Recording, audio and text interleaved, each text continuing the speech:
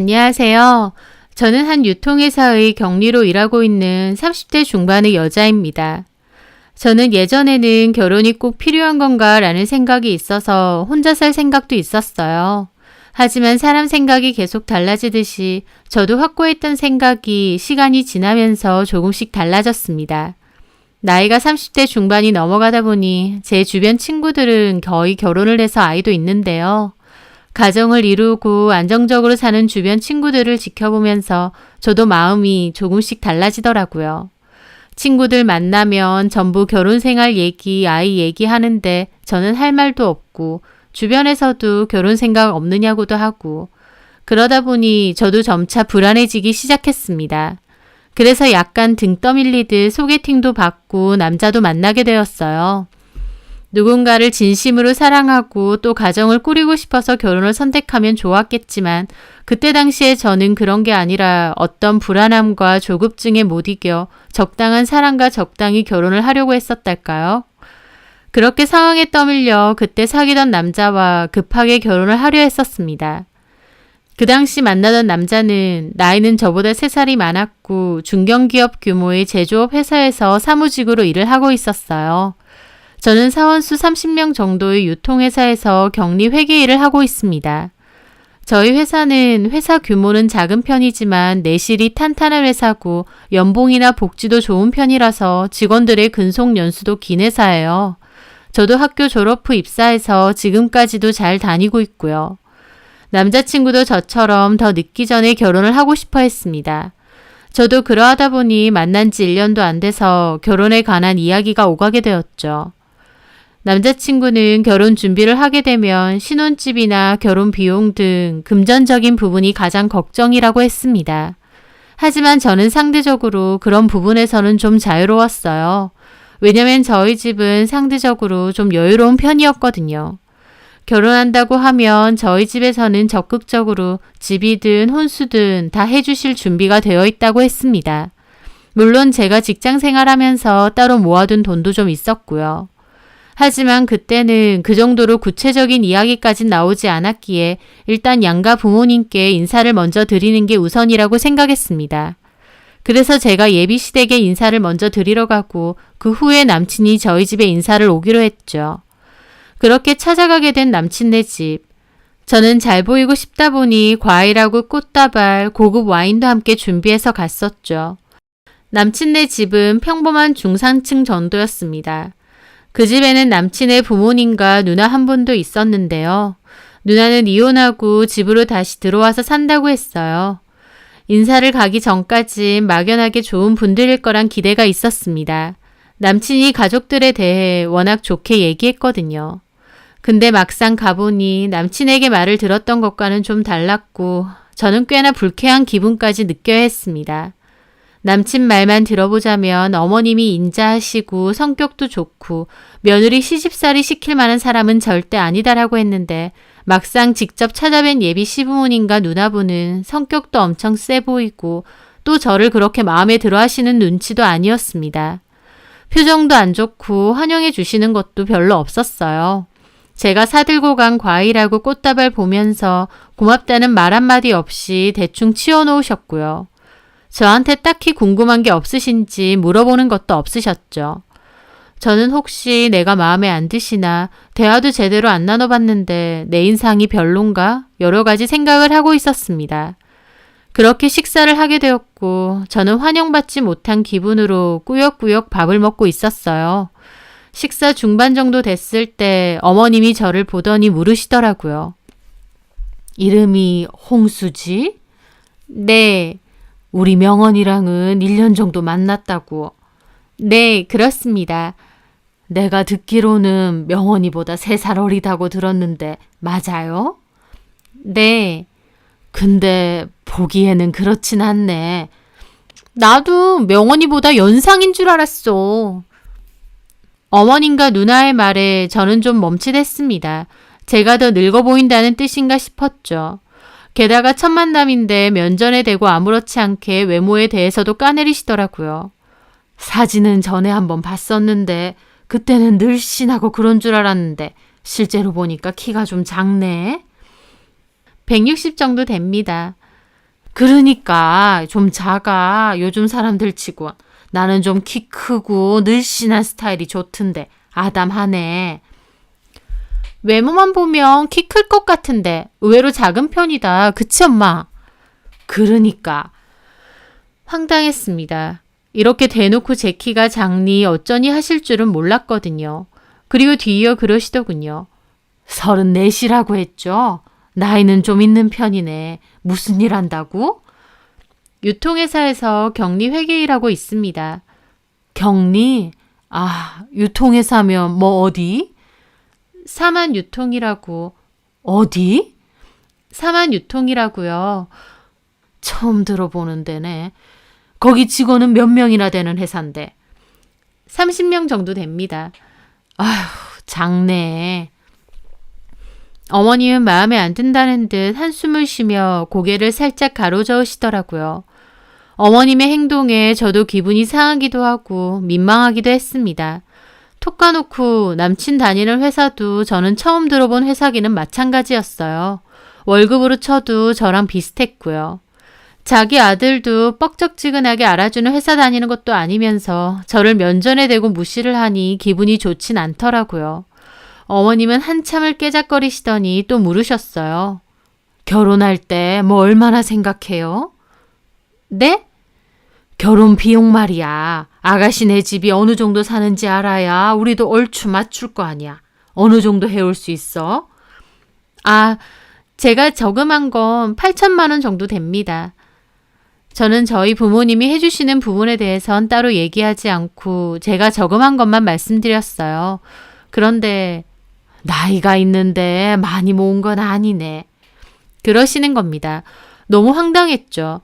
남친한테 결혼 준비를 위해 모은 돈 얼마냐고 물어보니 4천만 원이 전부라고 했거든요. 자기 아들보다 제가 2배로 모은 건데도 많이 모은 게 아니라는 겁니다. 어머님은 딱 봐도 제가 마음에 안 드는 눈치였어요. 옆에서 추임새 넣고 있는 누나도 그렇고 아버님도 그렇고요. 저는 왜 내가 이런 취급을 받아야 될까 싶어서 기분이 상했습니다. 남친네 가족들의 행동이 너무 무례하게 느껴지기도 했고요. 그렇게 식사 자리를 끝내고 인사드리고 나오면서 남친한테 기분 나쁜 걸 말했습니다. 남친도 미안하다고 사과하더라고요. 자기 가족들이 워낙에 직설적인 성격이라 그렇다면서요. 어머님은 아예 대놓고 나 마음에 안 들어 하시던데 아버님은 관심도 없는지 물어보는 것도 아예 없고 말씀도 없으시고. 아니야, 우리 엄마 누구한테나 저래. 어머님한테 여쭤봐. 나 마음에 안 들어서 저러시는 것 같은데. 어쨌든 내가 결혼하는 건데 그게 무슨 상관이야. 상관없는 거 맞아? 어머님하고 누나분이 나 무안 주는데도 그 자리에서 그만하라고 말 한마디도 못하더만. 에이, 거기서 뭐라고 하냐? 괜히 분위기만 안 좋아지지. 그냥 괜히 그러시는 거야. 오늘 들어가서 한번 여쭤봐. 내가 그렇게 마음에 안 드시냐고. 뭐가 그렇게 마음에 안 드시는 거냐고. 아니라니까. 그렇게 헤어지고 다음날 저는 남친에게 물어봤습니다. 뭐라고 하셔? 나에 대해서? 괜찮아 하셔. 진짜로? 저는 믿을 수가 없었습니다. 어제 그렇게 대놓고 싫은 티를 해놓고 괜찮아 한다뇨. 그렇다니까. 우리 엄마 말투만 그런 거야. 좋아하셨어. 조만간 또 밥 한번 먹자 그러고. 자기 연락처도 달라고 하셔서 줬어. 내 연락처를? 이제 결혼하면 며느리 될 사람이니까 친해지고 싶으신가 봐. 저는 혼란스러웠습니다. 전날 인사 갔을 때 그렇게 대놓고 저를 마음에 안 들어 하셨는데 정작 남친에게는 제가 마음에 든다고 하셨다뇨. 저는 뭐지 싶으면서도 원래 성격이 그렇다고 하시니 그런가 보다 하고 최대한 좋게 넘어갔습니다. 아니다 싶으면 저도 다시 생각을 했어야 하는데 남들도 다 이런 거 겪으면서 결혼 준비하는 거다 애써 합리화하면서 넘어간 거였죠. 그렇게 얼마 뒤 어머님에게서 전화가 왔습니다. 내일 뭐 하냐고. 괜찮으면 식사나 하자고요. 그 다음 날은 토요일이었는데 남친은 회사 워크숍 때문에 없었거든요. 저만 따로 보자는 뜻이었죠. 저는 예비 시어머니가 보자고 하는 거니까 알겠다고 말씀드렸습니다. 그렇게 다음날 나가게 되었습니다. 그런데 나가보니 뜬금없이 어머님과 누나, 남친의 이모분까지 함께 있더라고요. 어머님과 둘이 보는 줄 알았는데 남친 누나에 남친 이모님까지 있으니 저는 좀 당황스러웠죠. 안녕하세요. 얘가 우리 명언이 여자친구. 반가워요. 나 명언이 이모. 아, 네. 처음 뵙겠습니다. 듣던 대로 나이가 좀 있어 보이긴 하네. 저는 그 순간 기가 탁 막히더라고요. 어머님과 누나에 이어 이모님까지 저렇게 말하시는 겁니다. 진짜 이 사람들 뭐지? 너무 황당했죠. 그런데 어머님이 그 다음 하시는 말은 더 황당했어요. 일단 식사하러 가자. 수지야, 오늘은 네가 맛있는 것 좀 사. 네? 점수 좀 따라고 예비 시어머니랑 시이모한테. 저는 황당했습니다. 저한테 식사하자고 했을 땐 당연히 어머님이 식사를 사주실 줄 알았어요. 보통은 그렇잖아요. 돈이 문제가 아니라 저한테 대놓고 점수 따게 식사 대접하라고 강요하시는 그 분위기가 너무 황당하더라고요. 마음 같아선 그냥 확 돌아오고 싶은데 어른들이고 남친 가족분들이니까 꾹 참았습니다. 네, 식사하러 가시죠. 내가 받은 데 있거든? 거기 가. 저는 고개를 끄덕이며 따라갔습니다. 돈은 저보고 내라고 해놓고 찾아놓은 데는 또 있다고 하더군요.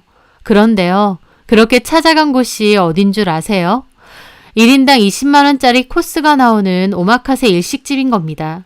저는 너무 황당하고 벙쪘죠. 저한테 계산하라고 하면서 이렇게 비싼 곳을 데리고 온 겁니다. 어머님이 이모님, 누나와 저까지 하면 총 4명. 식사값만 80만 원이 넘게 나오게 되는 거였죠. 솔직히 제가 돈이 없는 것도 아니고 그 정도는 낼 수 있습니다. 하지만 어머님이나 누나 하는 행동이 너무 기가 막히더라고요. 저를 대놓고 호구 취급하는 거잖아요. 제가 비용을 보고 황당해하고 있으니 어머님이 그러시더라고요. 왜? 비싸서 그러니? 자주 있는 것도 아니고 명언이 이모까지 일부러 왔는데 대충 아무 데서나 먹기 그렇잖아. 명언이한테 못 들었니? 명언이 어렸을 때 거의 이모가 키워줬어. 나는 그때 일한다고 바빠서. 이모가 명언이한테는 또 다른 엄마나 마찬가지야. 결혼할 남자친구를 키워주다시피 한 분인데 이 정도 식사 대접하는 건 괜찮잖아. 정말 혼란스럽더라고요. 돈이 문제가 아니라 제가 그때 느낀 건 어머님이 제가 마음에 안 들어서 일부러 이런다는 생각이 들었거든요. 일단은 나중에 남친하고 얘기하자 생각하며 마음을 비웠습니다. 어머님께는 원하시는 거 식사하시라고 했고요. 그렇게 식사를 하는데 저 빼놓고 3명이서 아주 신나게 대화를 하더라고요. 저는 잘 알지도 못하는 친척 얘기를 자꾸 하니까 저는 대화에 끼지도 못했습니다. 저 소개해준다고 불러놓고 정작 저한테는 묻는 것도 없이 자기들 얘기만 하기 바쁜 겁니다. 저는 한마디로 돈만 내러온 호구였죠. 거기에 우두커니 앉아서 음식만 깨작거리고 있는데 기분이 한마디로 더럽더라고요. 내가 이런 취급받으며 이 결혼을 하는 게 맞나? 막말로 내가 남자친구랑 죽고 못 사는 사이도 아니고 이 사람들은 뭔데 나한테 이렇게 하지? 기껏 사람 불러놓고 음식까지 사라고 해놓고 왜 나는 꺼다 놓은 보리자루 취급을 하는 거지? 머릿속에선 수많은 생각이 스쳐 지나갔습니다. 그렇게 식사를 끝냈고 저는 제 카드로 음식값 계산을 했어요. 그런데 거기서 끝이 아니었습니다. 어머님하고 이모님은 바로 옆 백화점에 가자고 하시더라고요. 저는 그냥 집에 가고 싶었는데 어쩔 수 없이 덩달아 같이 가게 되었어요. 지금 생각해보면 저도 그때 그냥 집에 가겠다고 제 의사를 밝혔어야 했는데 다 어른들이고 분위기상 어쩔 수 없이 가게 되었던 거죠. 백화점에 가서 어머님하고 이모님은 옷을 구경하는데 어머님은 거기서 자켓 하나를 골랐습니다. 이모님한테 입어보라고 하고 잘 어울린다면서 신우도 옷 골랐고 어머님도 하나 고르셨어요. 저는 옆에서 뻘쭘하게 서 있고요. 그런데 어머님이 저한테 그러시는 거예요. 이거 좀 사주라고요. 저는 이건 또 뭔 소린가 했죠. 네? 들었으면서 뭘 또 물어. 이거 계산 좀 하라고. 일부러 예물도 돌리는데 이 정도도 못 해주니? 저는 속으로 이 결혼 하지 말까 어쩔까까지 하고 있는데 뭔 놈의 예단인가 싶었습니다. 저는 좀 황당했는데 어머님하고 누나까지 빨리 계산 안 하고 뭐 하느냐고 직원 기다리는 거 안 보이냐고 닥달하니까 등 떠밀리듯 계산을 했어요. 거기서 130만 원 정도 나왔습니다. 3명이서 빨리 계산 안 하고 뭐 하느냐고 압박을 하니까 저도 모르게 계산은 했지만 영수증 받아드는 순간 기분 진짜 더럽더라고요. 저는 그날 나가서 200만 원 넘는 돈을 쓰고 온 것이었습니다. 그렇게 돌아오는 길에 저는 남친에게 그만하자고 문자를 보냈어요. 1시간 정도 뒤에 남친에게서 전화가 왔고 저는 남친에게 오늘 있었던 일 다 얘기했습니다. 200만 원 넘게 썼다는 얘기도 했고요. 내가 호구도 아니고 나한테 뭐 맡겨놓으셨냐? 왜 당연히 나더러 계산을 하라고 하시냐? 너도 이렇게 하실 거 알고 있었냐? 따졌어요. 남친은 몰랐다고 하더라고요. 나는 이런 취급받으며 굳이 너랑 결혼하고 싶지 않다고 했습니다. 남친은 미안하다고 자기가 엄마한테 뭐라고 하겠대요. 저는 그럴 필요도 없다고 헤어져 줄 테니 니네 엄마가 원하는 여자 만나서 결혼하라고 하고 전화 끊었어요. 아무리 생각해도 정말 기분 나쁘고 이해가 안 되는 겁니다. 왜 당연하다는 듯 저한테 돈을 그렇게 내라고 하나요? 예비 며느리 될 사람이 무슨 물주인가요? 아니 애초에 저를 예비 며느리로 받아들이실 생각도 없으신 듯 했죠. 그 일이 있고 저는 남자친구 연락은 일체 받지 않았어요. 헤어질 결심으로요. 그런데 갑자기 200만 원이 입금이 들어온 겁니다. 남친이 제 계좌로 돈을 보낸 거였죠. 이건 뭐냐고 답장을 보냈더니 남친이 미안하다고 그때 돈 낸 거 자기가 보냈다고 그러더라고요. 남친은 진심으로 저한테 미안해하는 것도 같아서 잠깐 마음이 좀 흔들리기도 했어요. 사실 남친만 보면 괜찮은 사람이었고 결혼해서도 잘할 것 같았거든요. 어머님만 생각하면 파혼하겠다는 뜻은 변함이 없지만 진심으로 미안해하는 남친 보면 좀 마음이 흔들리기도 하고 그렇게 싱숭생숭한 마음이었을 때였습니다. 그런데 며칠 후 갑자기 어머님이 전화가 온 겁니다. 저희 회사로 찾아왔으니 앞으로 좀 나오래요. 저는 근무 시간이라 어렵다고 하니 그럼 회사 안으로 들어오겠다고 하시는 겁니다. 이런 막무가내가 어딨나 싶어 황당하더라고요. 하지만 다른 사람들 보는 눈도 있다 보니까 일단 기다리시라고 하면서 내려갔습니다. 제가 근무하는 회사는 여러 개의 회사가 입점되어 있는 유통단지 건물 안에 있는데 2개의 층을 쓰고 있거든요. 제가 엘리베이터를 타고 내려가니 어머님은 1층 로비에 서 있으시더라고요. 멀리서 보니 표정이 엄청 안 좋으셔서 괜히 긴장된 것도 있지만 제가 잘못한 것도 없고 어차피 끝날 마당에 할 말은 해야겠다 생각하며 다가갔어요. 그리고 저는 어머님께 인사를 드렸습니다. 어머님은 인사도 받지 않고 저를 보더라고요. 저는 1층 안쪽에 카페가 있으니 거기 가시겠어요 하니까 필요 없다고 여기서 말한답니다. 회사가 건물도 따로 없네. 다짜고짜 저희 회사부터 까내리시는 거예요. 어처구니가 없었죠. 그런 얘기하러 오신 건가요? 아니, 너 명언이한테 그날 쓴 돈 돌려받았다며? 네. 얘 아주 웃기네. 냈으면 그만이지 그걸 뭘 또 달래. 네가 사준다고 하고 산 거잖아. 저는 속으로 진짜 어른이고 뭐고 싸울까 싶더라고요. 저는 열불나는 걸 겨우 가라앉히며 말했죠. 제가 사드린다고 한 거 아니고요. 어머니하고 명원 씨 누나분이 사게끔 억지로 강요하셨잖아요. 그래서 돈 돌려달라 했어? 명원 씨가 알아서 돈 보냈는데요. 제가 그렇게 말하자마자 어머님이 화를 내며 그러시더라고요. 안 되겠다. 너 명원이랑 그만 만나라. 네? 너 진짜 마음에 안 들어. 하나부터 10까지. 회사도 어디 이름도 없는 코딱지만한 곳도 아니고 손도 작고 어른한테 싹싹하게 잘 보이려 하는 것도 없고 명언이랑 그냥 끝내라. 긴 말할 필요 없다. 저는 그 말에 기가 막혀 코웃음이 났습니다. 그렇게 마음에 안 들어 하시면서 뭐하러 불러내서 그 비싼 밥 먹게 하시고 옷까지 사달라고 하세요? 일부러 그러신 거예요? 너 어떻게 하는지 보려고 했다. 왜? 마음에는 안 들어도 시댁 식구들 잘 챙기고 싹싹하게 구는 게 보이며 마음 달리 먹으려고 했는데 이제 와서 보니 진짜 못 쓰겠네. 너랑은 결혼 못 시킨다. 뭐 하나 볼 게 있어야지. 저는 그 말에 너무 어이가 없어서 픽 웃었습니다. 너 지금 어른이 말하는데 웃니? 명아 씨한테 얘기 못 들으셨나 봐요. 이미 제가 헤어지자고 했어요. 뭐? 어머님 뭔가 대단한 착각을 하시는 것 같은데요. 명아 씨 그 정도 아니에요. 제가 이런 수모를 겪으면서까지 명원 씨랑 결혼하고 싶어 할 거라 생각하세요? 아무리 아들이라지만 너무 과대평가하시는 거 아니에요? 외모 평범하고 회사도 평범하고 따로 돈이 많은 것도 아니고 시댁이 빵빵한 것도 아니고 도대체 뭘 보고 이러시는 거예요? 그저 C자만 붙으면 무슨 행동을 해도 된다고 생각하세요? 누가 보면 어머님 아들 판검사라도 되는 줄 알겠어요. 제가 그렇게 따지자 어머님은 얼굴이 벌개지더니 부들부들 거리시더라고요. 너 말 다 했니?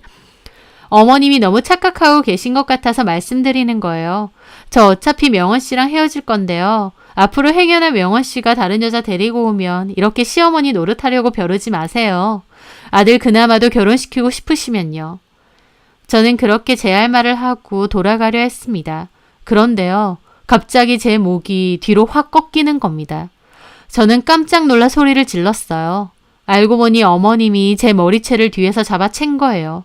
그리고선 그대로 바닥에 패대기를 치는 겁니다. 저는 너무 순식간의 상황이라 어안이 벙벙하기도 하는데 어머님이 다시 제 머리채를 잡아서 흔들었습니다. 제가 비명을 지르자 로비 입구에 있던 경비 직원분과 지나가는 분들이 말리셨죠. 옆에서 다른 사람들이 그만하시라고 말리는데도 어머님은 제 머리채를 다 뽑을 기세로 끝까지 안 놓는 거예요. 저는 너무 아파서 눈물이 절로 나더라고요. 다른 사람들이 어머님을 들다시피 해서 겨우 떼놓았고 저는 바닥에 주저앉았는데 너무 아프고 기막히고 무섭고 눈물만 났습니다. 네가 뭔데 우리 아들을 까? 너는 뭐 볼 게 있다고. 나이도 많고 이런 코딱지만한 회사에서 격리나 하는 주제에. 어머님은 다른 사람들이 말리는데도 끝까지 고래고래 소리를 지르셨어요.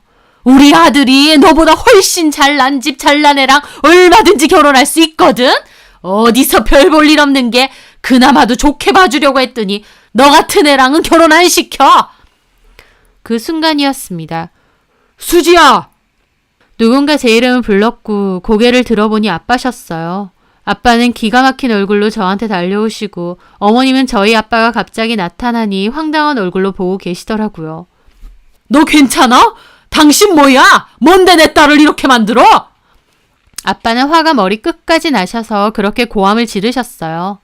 어머님도 아빠가 나타난 게 당황스러운지 두리번거리더라고요. 저는 옆 사람들 부축을 받으며 겨우 일어났어요. 아빠는 분노해서 당장이라도 어머님을 들이받을 기세로 따지셨죠. 당신 누구야? 명원 씨 어머님이에요. 누구? 명원이? 네 남자친구 말이냐? 네.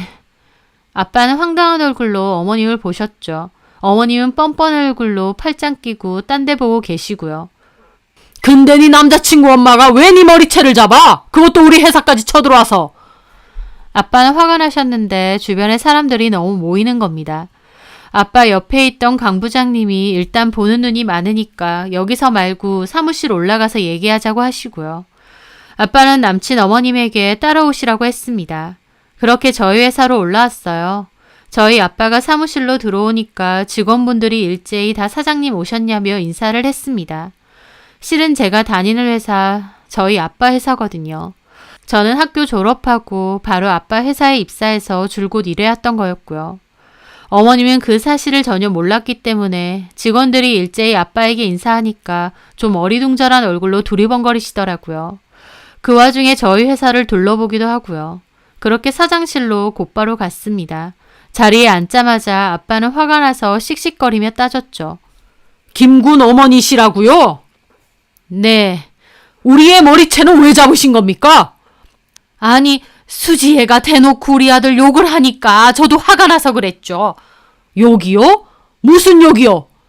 아빠는 저한테 물으시더라고요. 어떻게 된 건지 네가 말해봐라. 저는 한숨을 내쉬고 자초지종을 말했습니다. 주말에 가서 200만 원 카드 긁은 일, 그 일로 이건 아니다 싶어서 남친에게 헤어지자고 했고 남친이 미안하다고 200만 원 돌려줬는데 그걸로 어머님이 찾아와서 행패를 부린 거라고요. 어머님 행동이 이해가 안 되고 나를 얼마나 우습게 알았으면 내가 다니는 직장까지 찾아와서 이렇게 난동을 부리겠느냐고. 나도 너무 화가 나서 한마디 했더니 어머님이 다짜고짜 내 머리채 잡았다고요. 아빠는 들으시면서 어이없어 하시고 어머님은 여전히 뻔뻔한 얼굴로 딴청하고 있으시더라고요. 그러면서도 눈은 계속 사장실 안을 구경하고 두리번거렸습니다. 김군 어머님, 무슨 이런 경우가 다 있습니까? 우리 애한테 왜 당연하다는 듯 그 비싼 식사비를 내라고 하고 옷까지 달라고 합니까? 어디 맡겨놨어요? 그러자 어머님도 그러시더라고요. 아니, 제 입장에서 며느리 되래라고 생각해서 겸사겸사 저희 집 친척들 소개시켜주고 그러면서 식사 대접 한번 하게끔 한 거예요. 명언이 이모가 명언이 거의 키워주다시피 했다 보니까 소개시켜주고 밥 한번 사줄 수 있잖아요. 예비 며느리가. 어머님은 그러면서 헛기침을 하더니 물으시더군요. 근데요, 저는 미리 못 들었는데 수지 다닌다는 회사 사장님이 아버님이세요? 그런데요. 그러자 어머님은 갑자기 저한테 따지시더라고요.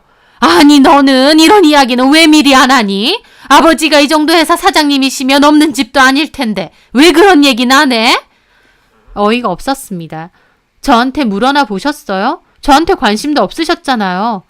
관심이 없는 게 아니라 나는 따로 명언이한테 들은 얘기가 없으니까. 명언이도 혹시 모르니? 저는 어이가 없어서 대꾸도 안 했습니다. 명언이도 모르는 거지? 그래, 내가 들은 얘기가 따로 없는데 직원이 한 30명 된다고? 아버님이 아예 대표로 있으신 거고.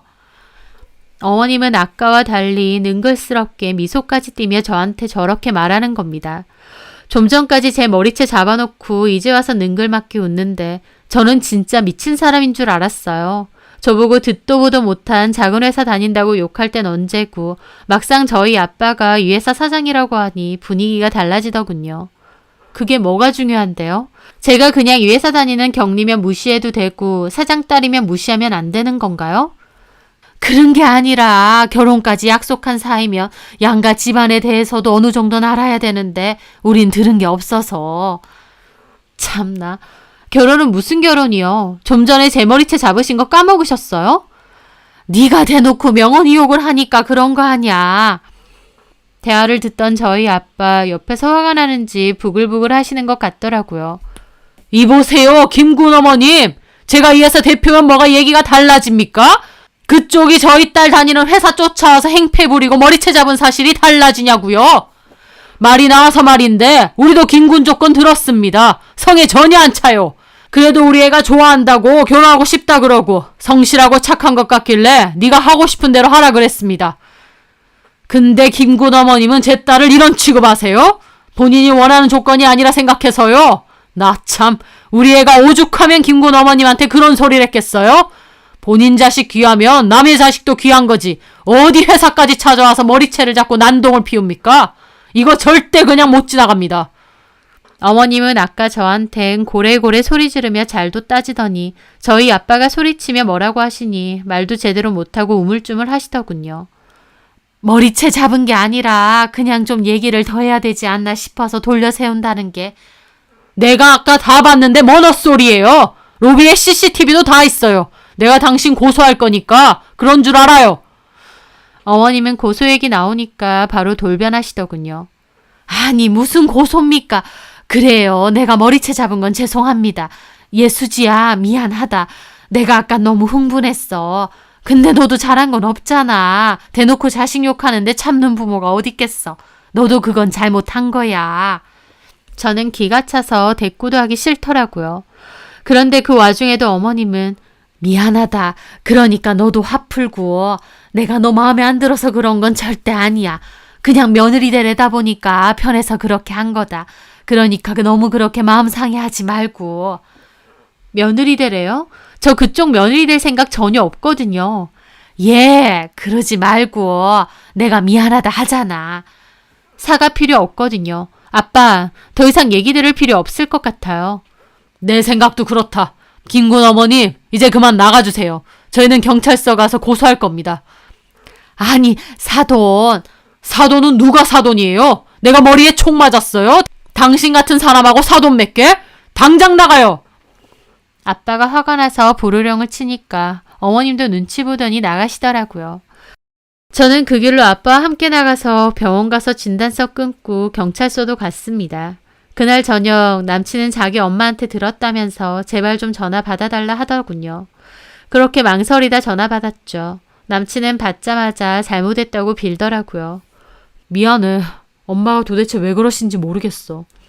나도 너네 엄마 왜 그러는지 모르겠다. 사과할 필요 없어. 바로 진단서 끊고 고소장 접수했으니까. 수지야, 진짜 미안해. 한 번만 봐주면 안 되겠어? 입장 바꿔서 우리 아빠가 다짜고짜 너 찾아가서 머리 쥐어뜯어놓고 온갖 모욕 다 퍼부었는데 너는 아무렇지 않겠니? 수지야, 차라리 잘 됐다. 아무것도 모르고 너랑 결혼했으면 어쩔 뻔했니? 차라리 너네 엄마가 이렇게라도 티내줘서 고마울 지경이야.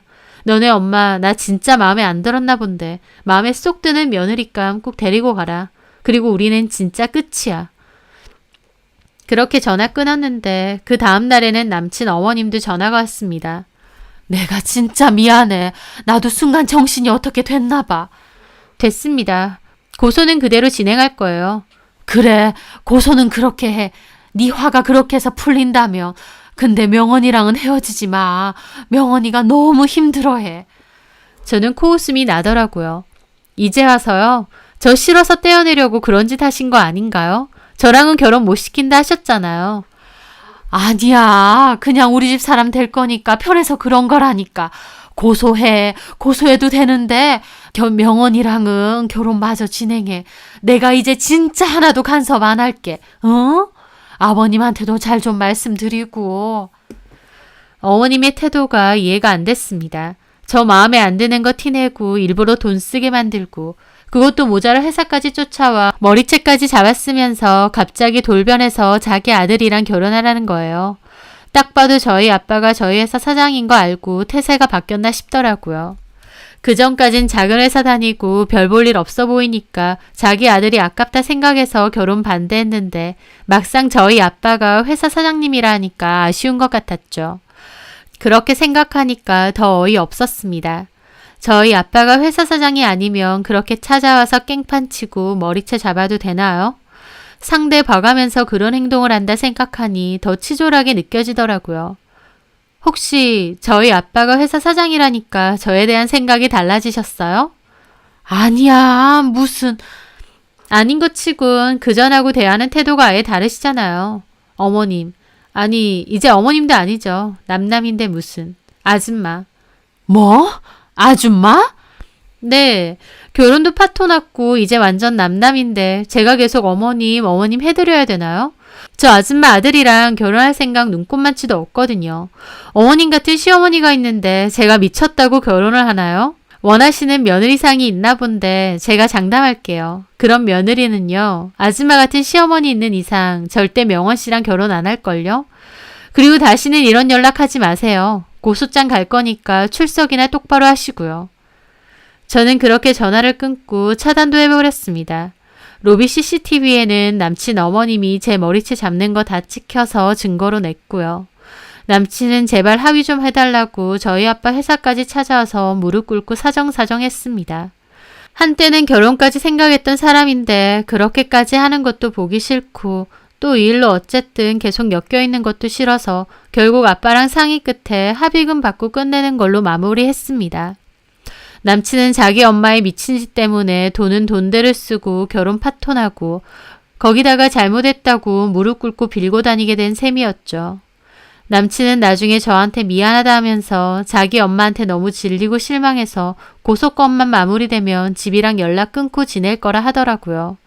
이제는 내 할 바 아니니까 네 마음대로 하라 하고 말았는데 나중에 남친 누나 전화와서 명언이가 회사 근무지까지 옮기고 연락 끊었다고 혹시 아는 거 있냐고 해서 내 할 바 아니고 이제 모르는 사람이니 앞으로 전화하지 말라고 했습니다.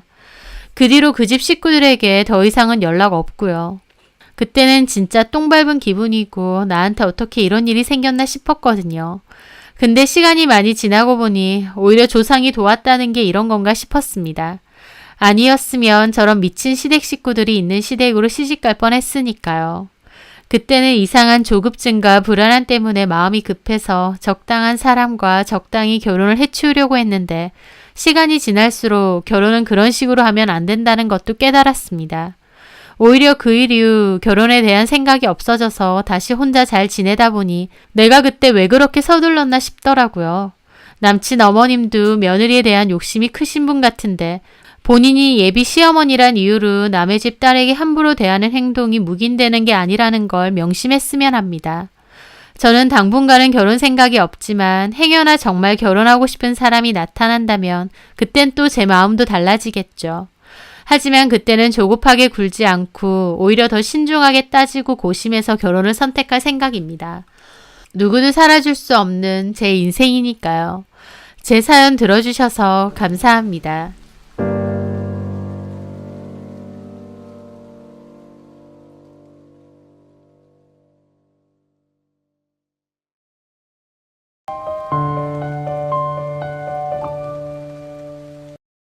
안녕하세요. 저는 행복하려고 결혼했지만 결국 배신과 기만으로 얼룩진 결혼 생활을 끝내야 했던 한 여자입니다. 요즘은 결혼을 안 하려는 젊은 사람들도 많지만 저는 결혼이 꽤 빨리 하고 싶었어요. 가장 큰 이유는 외로움과 가족에 대한 정이었던 것 같아요. 저는 부모님이 안 계십니다. 엄마 아빠가 제가 어렸을 때 이혼하시고 엄마랑만 둘이서 살았어요. 저희 엄마는 억대 연봉 보험 설계사셨고 꽤 능력자셨죠. 그래서 아빠는 없지만 나름 여유롭고 부족함 없이 커왔습니다. 그런데 제가 대학교 때 엄마가 불의의 교통사고로 돌아가시게 되었어요. 퇴근하면서 타게 된 택시가 큰 교통사고가 나면서 돌아가시게 되었죠. 갑자기 엄마가 돌아가시니 저도 너무 힘들고 슬픈 시간을 보냈습니다. 엄마와 함께 지내던 넓은 집은 저 혼자서 쓰게 되었는데 그 집의 적막함과 외로움이 사무치게 싫더라고요. 그래서 한동안은 멀쩡한 집 놔두고 따로 작은 원룸을 하나 구해서 살았던 적도 있어요. 엄마가 없는 그 집이 주는 외로움이 너무 컸거든요. 엄마가 남기고 가신 돈이 많았기에 경제적인 어려움은 크게 없었습니다. 저는 학교를 무사히 졸업했고 제가 그토록 원하던 광고회사에 취업도 하게 되었죠. 엄마가 돌아가지 않으셨다면 내 취업을 얼마나 기뻐하셨을까 싶어서 취업 합격을 알게 된 날 오히려 밤 늦게까지 술을 마시며 울었던 기억이 있습니다. 하여튼 저는 취업과 동시에 살던 원룸은 정리하고 원래의 저희 집에 다시 들어가 살았어요. 엄마의 흔적을 애써 묻어두거나 외면하지 말자 다짐했죠. 그전에는 엄마 옷만 봐도 눈물이 너무 흐르고 엄마 생각이 너무 나서 그 집에 있는 게 힘들었는데 엄마를 위해 오히려 마음을 꿋꿋이 먹고 살기로 했어요. 그래서 집도 잘 치우고 더욱 씩씩하게 살았습니다. 물론 마음을 단단히 먹자고 여러 번 결심했지만 그럼에도 제 마음 한켠에는 깊은 슬픔과 외로움이 남아 있었죠.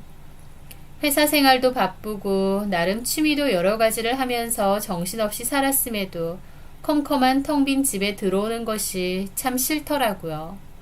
사람의 온기가 있었으면 했고 그래서 빨리 결혼을 하고 싶기도 했습니다. 결혼해서 가족들이 북적였으면 좋겠다 싶었고 사람 냄새가 났으면 좋겠더라고요. 하지만 결혼을 빨리 하고 싶었던 것에 비해 적극적으로 노력을 하진 않았습니다. 몇 번 남자를 만나고 사귄 적도 있긴 하지만 일도 바쁘고 마음에 꼭 들어맞는 사람도 잘 없었기에 금방 헤어진 적이 많아요. 지금 생각해보면 결혼이 하고 싶거나 남자가 필요했던 게 아니라 그저 가족이 필요했던 것 같습니다. 하여튼 그렇게 지내던 도중 한 선배의 소개로 그 남자를 만나게 되었어요. 성지호라는 이름의 남자였는데 저와는 동갑이고 유명 외국계 금융회사에서 일을 하더라고요. 사진을 보여주는데 인물도 너무 훤칠하고 괜찮은 겁니다. 게다가 유학파 출신이라고 하더라고요. 인물 잘나고 직업도 좋고 뭐 하나 부족함이 없어 보여서 좀 걱정이 되었어요. 하지만 그 선배의 적극적인 추진 덕에 소개팅을 하게 되었습니다. 잘난 사람이라서 본인 잘난 맛에 사는 사람인 건 아닐까 했는데 웬걸 만나보니 성격이 더 괜찮은 사람이었어요. 저랑 소위 티키타카도 잘 맞고 대화가 너무 잘 통해서 시간 가는 줄도 모르겠더라고요. 그 남자도 저한테 이렇게 잘 맞고 재밌는 시간을 보낼 줄 몰랐다면서 호감을 표현했습니다. 자연스럽게 다음 약속을 잡게 되었고 또 만나게 되었어요. 그러면서 종종 만나게 되었는데 그 남자 만날 생각을 하니 가슴이 설레고 행복하고 좋더라고요. 아, 내 운명인가 보다. 나는 저 사람이랑 결혼을 하게 될지도 모르겠다. 그런 생각도 막연히 했던 것 같아요. 그렇게 저희는 잘 만나오다가 1년 만에 결혼 약속도 하게 되었습니다. 그리고 자기 집 사정에 대해서도 얘기를 하더라고요. 어머니는 평생 가정주부셨고 아버지는 예전에는 가게를 하셨는데 그게 잘 안 되고 나서 더 이상 일을 안 하신다.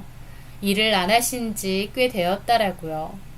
그러면서 자기가 실질적인 가장이고 부모님의 생활비를 드리고 있는데 결혼하고 나서도 드려야 될 것 같다고 했습니다. 그런데 저는 좀 의아하더라고요. 그 남자는 미국으로 유학생활도 4년이나 했다고 했는데요. 유학, 특히나 미국이면 유학비만 해도 엄청나다고 알고 있거든요. 그런데 집안 형편이 그리 좋지는 않은데 어떻게 유학까지 갔다 올 수 있었느냐 물어봤죠. 그랬더니 학교나 지자체 프로그램으로 지원받은 것도 있고 또 대출도 꽤 있었다고 하더라고요. 그 대출은 자기가 아직도 갚고 있다고 했고요. 그 바람에 모은 돈은 많이 없다고 했습니다. 회사도 좋고 연봉도 좋은데 비해 모아놓은 돈이 꽤 적은 편이었는데 부모님 생활비에 대출까지 갚고 있으니 그럴 수밖에 없었던 것 같더라고요. 그 남자는 저한테 쥐뿔도 없으면서 결혼하자고 해서 미안하다고 했습니다. 하지만 저는 괜찮다고 했어요. 오히려 막 여유롭지 않은 환경인데도 너무 열심히 잘 살아왔구나. 부모님 도움보다 본인 힘으로 아등바등 살아왔구나 싶어서 멋지더라고요. 또 결혼에 있어서 집이야 제가 살고 있는 집이 있으니 걱정 없고 돈도 더 모아둔 사람 있으면 되는 거 아닌가 싶었습니다. 저도 직장 생활을 오래 하면서 모은 돈도 꽤 있고 원래 엄마에게 받은 재산도 있고요. 그래서 결혼해서도 시부모님께 계속 생활비 보내드려도 된다고 했죠. 그 남자는 너무 고마워했고 저 같은 여자를 만난 게 자기 인생에서 가장 큰 행운 같다고 했습니다. 제 입장에선 부족한 부분을 서로 채워나갈 수 있으니 아무 문제가 안 된다고 생각했고요. 그렇게 그 남자네 부모님을 만나 뵙게 되었는데 너무 좋으신 분들인 거예요. 인상도 좋으시고 성격도 선해 보이시더라고요. 게다가 저한테 몹시 예의 차리시고 조심하시는 게 눈에 보였습니다. 며느리 될 사람인데다 저는 부모님도 안 계셔서 오히려 만만하게 보고 막 대하실지도 모른다고 걱정했는데 오히려 예의 차려서 조심해 주시는 부분이 너무 감사하더라고요. 저는 그 결혼을 안 할 이유가 없었습니다. 예비시댁 형편이 좀 어렵고 그 남자가 결혼 후에도 계속 시부모님 생활비를 드려야 된다는 게 누군가에게는 결혼에 있어서 큰 결격 사유일지 모르지만 저는 아니었어요. 그 정도는 저에게 크게 어렵거나 힘든 일도 아니었고 오히려 남편도 시부모님도 다 좋은 사람들 같아서 더더욱 결혼을 빨리 하고 싶었습니다. 그렇게 결혼을 했고 결혼 후에도 너무 잘 지냈어요. 시부모님은 제가 일하느라 바쁘다며 특별한 일 아니면 시댁에는 오지 말라고 하셨습니다. 저에게 따로 연락도 안 하셨어요. 저 불편한 거 싫으시다고요. 저는 별로 불편할 것도 없는데도 저를 먼저 많이 배려해 주시고 신경 써 주시더라고요. 명절 때도 어머님 혼자 음식 준비 다 하시고 저는 못하게 했습니다. 식사를 하더라도 저는 손에 물 한 방울 못 묻히게 하시고 웬만하면 그냥 나가서 먹자고 하시더라고요. 인터넷이나 주변에서 풍문으로 들었던 시집살이의 시자도 모르게 잘 해주셨고 저도 그런 시부모님이 감사해서 제 딴에도 더 잘하려고 했어요. 남편은 남은 대출도 갚고 시부모님 생활비까지 내야 했기 때문에 받는 월급을 많이 썼는데요. 저는 그렇게 쓰고 남는 돈은 당신 필요한 데 쓰거나 용돈 하라고 했고 생활비는 제가 전담해서 다 냈습니다. 저도 광고회사에 다닌 지 10년 됐기 때문에 직급도 있었고 연봉도 나쁘지 않았거든요. 게다가 엄마가 남겨주신 유산도 꽤 됐기 때문에 금전적인 어려움이 없기도 했고요. 그래서 저희 집 생활비는 제가 전반적으로 다 내고 있었습니다. 그럼에도 한 번씩 따로 시부모님 선물을 드리거나 용돈도 드리기도 했어요. 생활비와 별개로요. 시부모님이 쓰시는 오래된 가전을 나서서 바꿔드리기도 했죠. 제가 그런 걸 먼저 챙겨드리면 시부모님은 미안해하시고 고마워하셨죠. 매달 생활비도 받는데 뭐하러 이런 것까지 챙겨주느냐, 저를 볼 면목이 없다고요. 저는 아니라고, 가족인데 저한테 그런 생각하실 필요 없다고 했습니다. 시부모님은 우리 지호가 결혼을 참 잘했다며 딱 너 같은 며느리를 얻고 싶었다며 제 칭찬을 침이 마르도록 하셨어요. 남편하고도 잘 지내고 시부모님하고도 사이가 좋고 그렇게 저는 만족도 100%의 행복한 결혼 생활을 하고 있었습니다.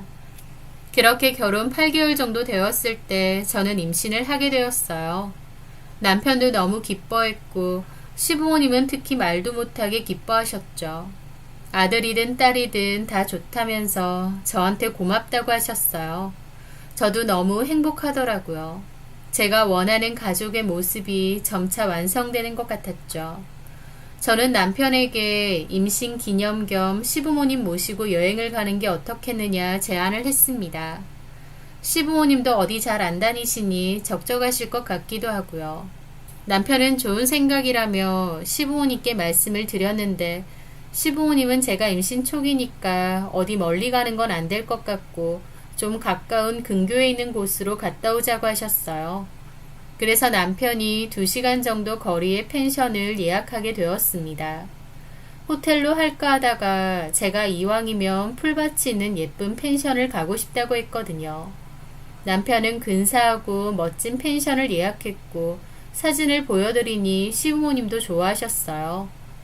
식사는 근처 맛집에서 하기로 하고 간단히 먹을 것을 챙겨서 주말에 떠나게 되었습니다. 그런데 출발할 때는 분명 날씨가 맑았고 일기예보상으로도 괜찮았는데 막상 도착해서 보니 비가 꽤 세차게 오는 겁니다. 원래는 인근에 있는 관광지도 가보려고 했는데 비가 꽤 오는 바람에 못 가게 되었죠. 게다가 설상가상으로 원래 가려던 맛집이 있었는데 전화를 해보니 공교롭게 개인 사정으로 임시 휴문날이더라고요. 인근 마트에 가서 장을 봐서 숙소에서 해먹자고 했고 시부모님과 함께 가장 가까운 마트를 가게 되었습니다. 시부모님은 고기를 골라서 오신다고 했고 저와 남편은 다른 필요한 걸 고르고 있었어요. 그런데 마트에서 한창 이것저것 고르고 있는데 누군가 아는 체를 하는 겁니다. 지호야!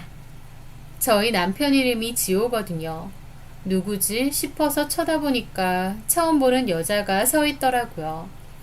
어머나 세상에 어떻게 이런 데서 다 만나지? 대박이다. 그 여자는 웃으면서 남편한테 아는 체를 했는데 그 순간 남편 얼굴이 무슨 저승사자라도 본 양 새하얗게 질리는 거예요. 저는 도대체 누구지 했는데 그 여자가 먼저 결혼한 와이프분? 안녕하세요. 저 지호 사촌 누나예요. 그러는 겁니다. 사촌 누나라길래 저도 깜짝 놀라서 인사를 했죠. 어머, 안녕하세요. 네, 그때 결혼식도 못 가보고 처음 뵀네요. 너무 예쁘시다. 지호 능력 좋네. 그 사촌 누나는 막 혼자서 웃고 박수까지 치더라고요. 남편은 여전히 당황한 눈치고요. 남편이 그러든가 말든가 사촌 누나는 말을 이어갔죠. 놀러 온 거야? 부부끼리? 아니, 엄마 아빠도. 어머, 삼촌이랑 숙모도 있으셔? 어디? 하면서 막 둘러봤는데 저 멀리서 시부모님이 고기를 들고 오시다가 그 여자를 보고 역시나 흠칫 놀라시더라고요. 이런 데서 나 만나니까 놀라셨나 보다. 하더니 시부모님 있는 쪽으로 막 달려가서 아는 체를 하더라고요. 저는 그 틈에 남편에게 물었죠. 사촌 누나분 성격 너무 좋으시네. 우리 결혼식 때는 안 오셨던 거야? 왜? 바빠서겠지. 근데 안 친해? 사촌끼리? 별로. 친화력 엄청 좋으신데? 근데 당신 왜 이렇게 얼어있어? 너무 당황스러워서. 그렇긴 하지. 어떻게 여기서 다 만나냐? 이 시골에 있는 마트에서. 근데 사촌 누나분도 놀러 오신 건가? 그 여자는 저희 시부모님을 모시고 저희 쪽으로 왔습니다. 그러더니 저에게 제가 실은 사진 작가거든요. 어머, 정말요? 네, 그래서 일 없으면 출사하러 종종 다니는데 요 근처에도 사진 찍으러 잘 와요. 그런데 어떻게 이렇게 마주치는지. 아, 그러게요. 숙소 잡았어요? 네, 여기서 10분만 더 가면 있는 펜션인데. 아, 거기 이쁘죠? 근데 나는 큰일이네. 왜요? 숙소를 미처 못 잡았는데 이 인근 숙소는 거의 예약 마감이네요. 시내 쪽으로 가려고 하기에는 비가 너무 많이 와서 운전하기가 힘들 것 같고. 아, 그렇죠. 그러면 저희가 어차피 숙소 예약해뒀으니까 같이 가실래요?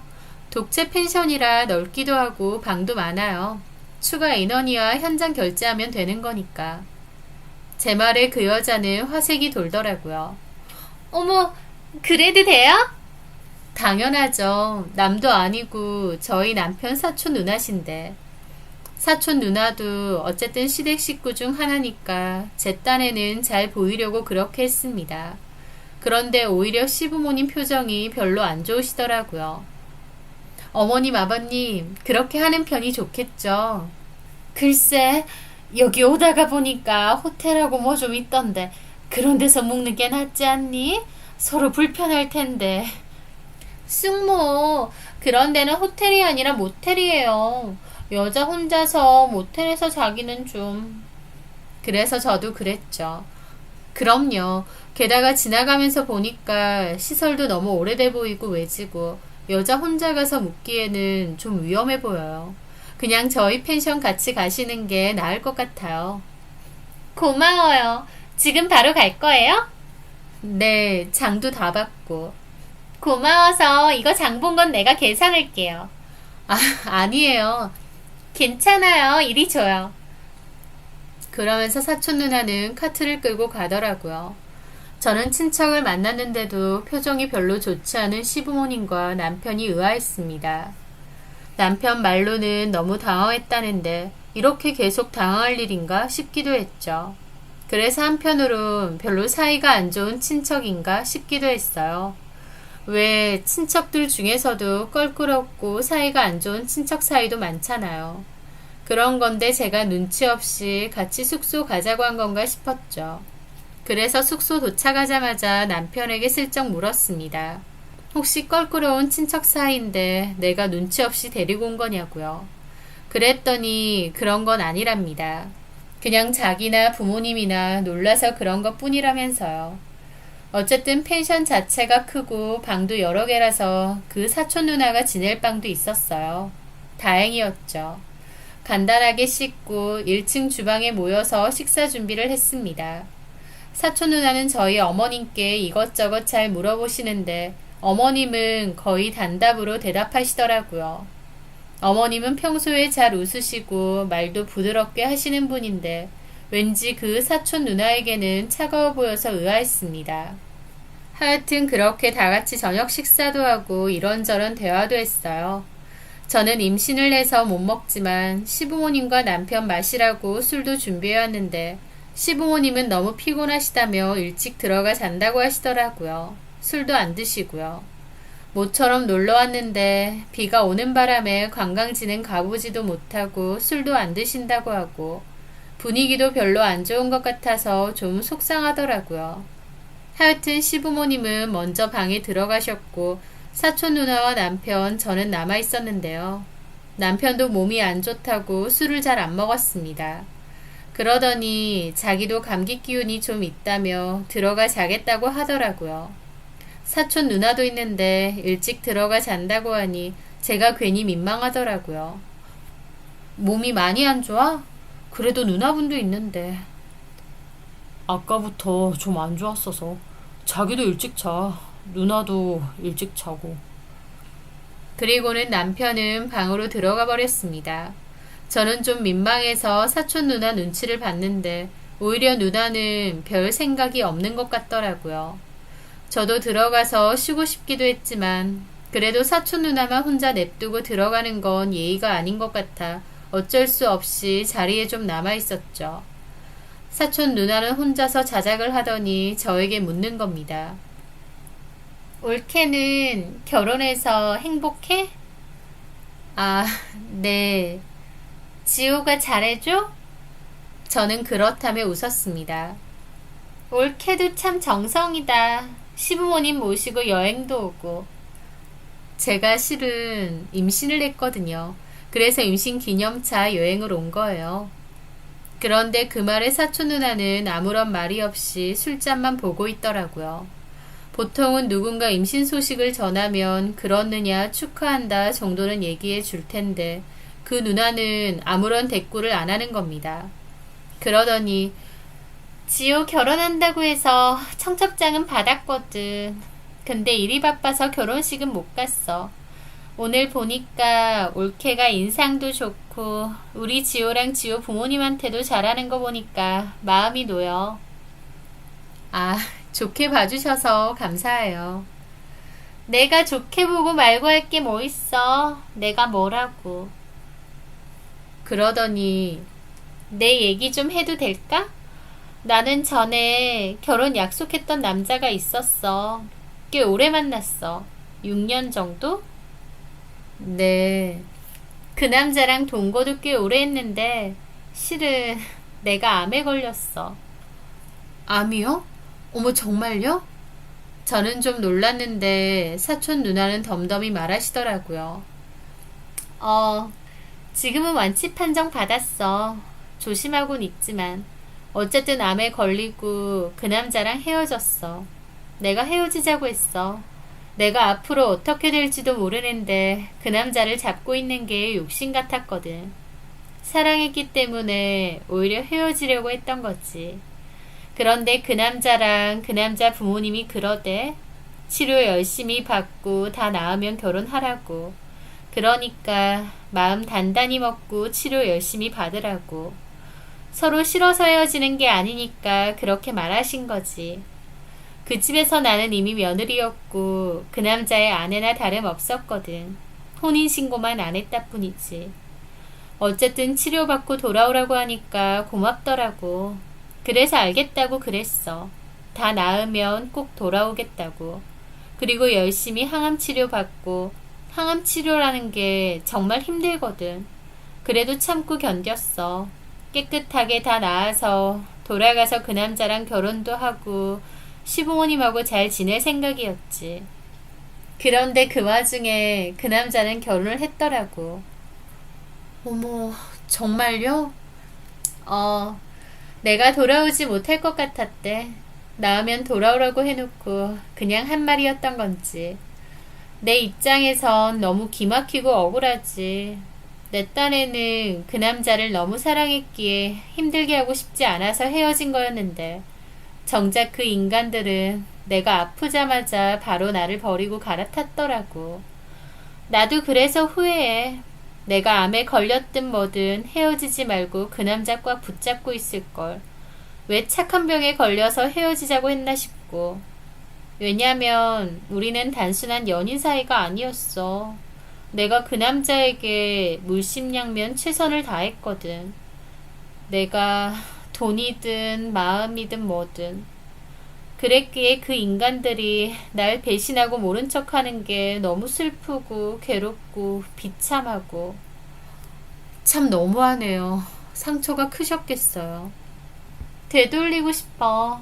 내 걸 다시 찾아오고 싶어. 저는 슬퍼 보이는 사촌 누나를 보며 나름 위로를 했습니다. 근데 그런 식으로 배신하는 사람들이면 언제든지 배신을 또 할 수 있는 거잖아요. 그러니까 그 사람들은 잊어버리고. 올케가 뭘 알아? 네? 올케는 몰라. 그 남자랑 나랑 그 부모랑 나랑 얼마나 끈끈한 사이였는지. 그래, 남들은 쉽게 욕할 수 있겠지. 근데 나는 냅다 욕 한 번 지르고 잊어버리자 그렇게 못하겠어. 라면서 도리어 저한테 뭐라고 하는 겁니다. 저는 그냥 얘기 들어주고 제 딴에는 위로되라고 한 말인데 저한테 날석에 말하길래 그냥 입을 닫았습니다. 그렇게 어색하게 10분 정도 있었어요. 물론 저도 별로 더 있고 싶진 않더라고요. 어색해지기도 했고요. 그래서 얘기했죠. 저 시간도 좀 늦었고 내일 여기저기 가볼 생각인데 이만 자는 게 어떨까요? 술도 많이 드신 것 같고. 그 말에 사촌 누나는 한숨을 쉬더니 손을 젓더라고요. 먼저 들어가 자. 나는 이것까지만 더 먹고 들어갈 거니까. 네, 그럼 저는 먼저 들어가겠습니다. 그리고 저는 방으로 들어왔어요. 거실에 남아있을 사촌 누나가 조금 걱정이 되었지만 애도 아니고 적당히 마시다가 알아서 들어가겠지 생각하며 저도 잠을 청했어요. 그런데 한 두어 시간이나 잤는지 잠이 확 깨더라고요. 제가 평소에도 잠기가 밝고 종종 깨는 편이긴 한데 그날도 눈이 확 떠지는 겁니다. 다시 자보려고 뒤척거렸지만 잠도 안 오고 목도 말라서 물이나 마시고 오려고 일어났죠. 시계를 보니 2시간 정도가 흘렀고 설마 아직도 거실에서 마시고 있진 않겠지? 사촌 누나분도 방으로 들어가셨겠지 생각하며 문을 열려는데 저는 문을 열다 말고 멈출 수밖에 없었습니다. 왜냐면 사촌 누나가 굳은 얼굴로 현관 쪽에 서 있는 겁니다. 깜짝 놀라서 소리 지를 뻔했어요. 그런데 잠시 후 어머님까지 방에서 조용히 나오시더라고요. 어머님은 엄청 피곤해 보이기도 하고 사촌 누나분은 뭔가 화가 난 듯도 했죠. 사촌 누나분이 먼저 현관문을 열고 나갔고 어머님은 고개를 숙이고 따라 나가시더라고요. 그 분위기와 상황이 너무 이상했습니다.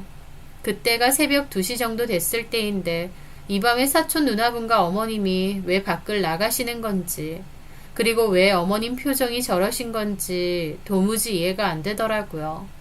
직감적으로도 뭔가 이상하다는 생각이 들었고 저는 몰래 따라 나가보기로 했습니다.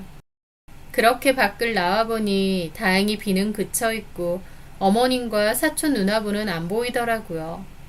이 밤에 어딜 갔나 싶어서 살짝 마당을 둘러보던 차에 갑자기 한켠에서 대화하는 소리가 들리는 겁니다. 다가가 보니 어머님과 사촌 누나가 마당에 있는 오두막 벤치 같은 데 마주 앉아서 얘기를 하더라고요. 저는 근처로 조금 다가갔고 귀를 기울였습니다.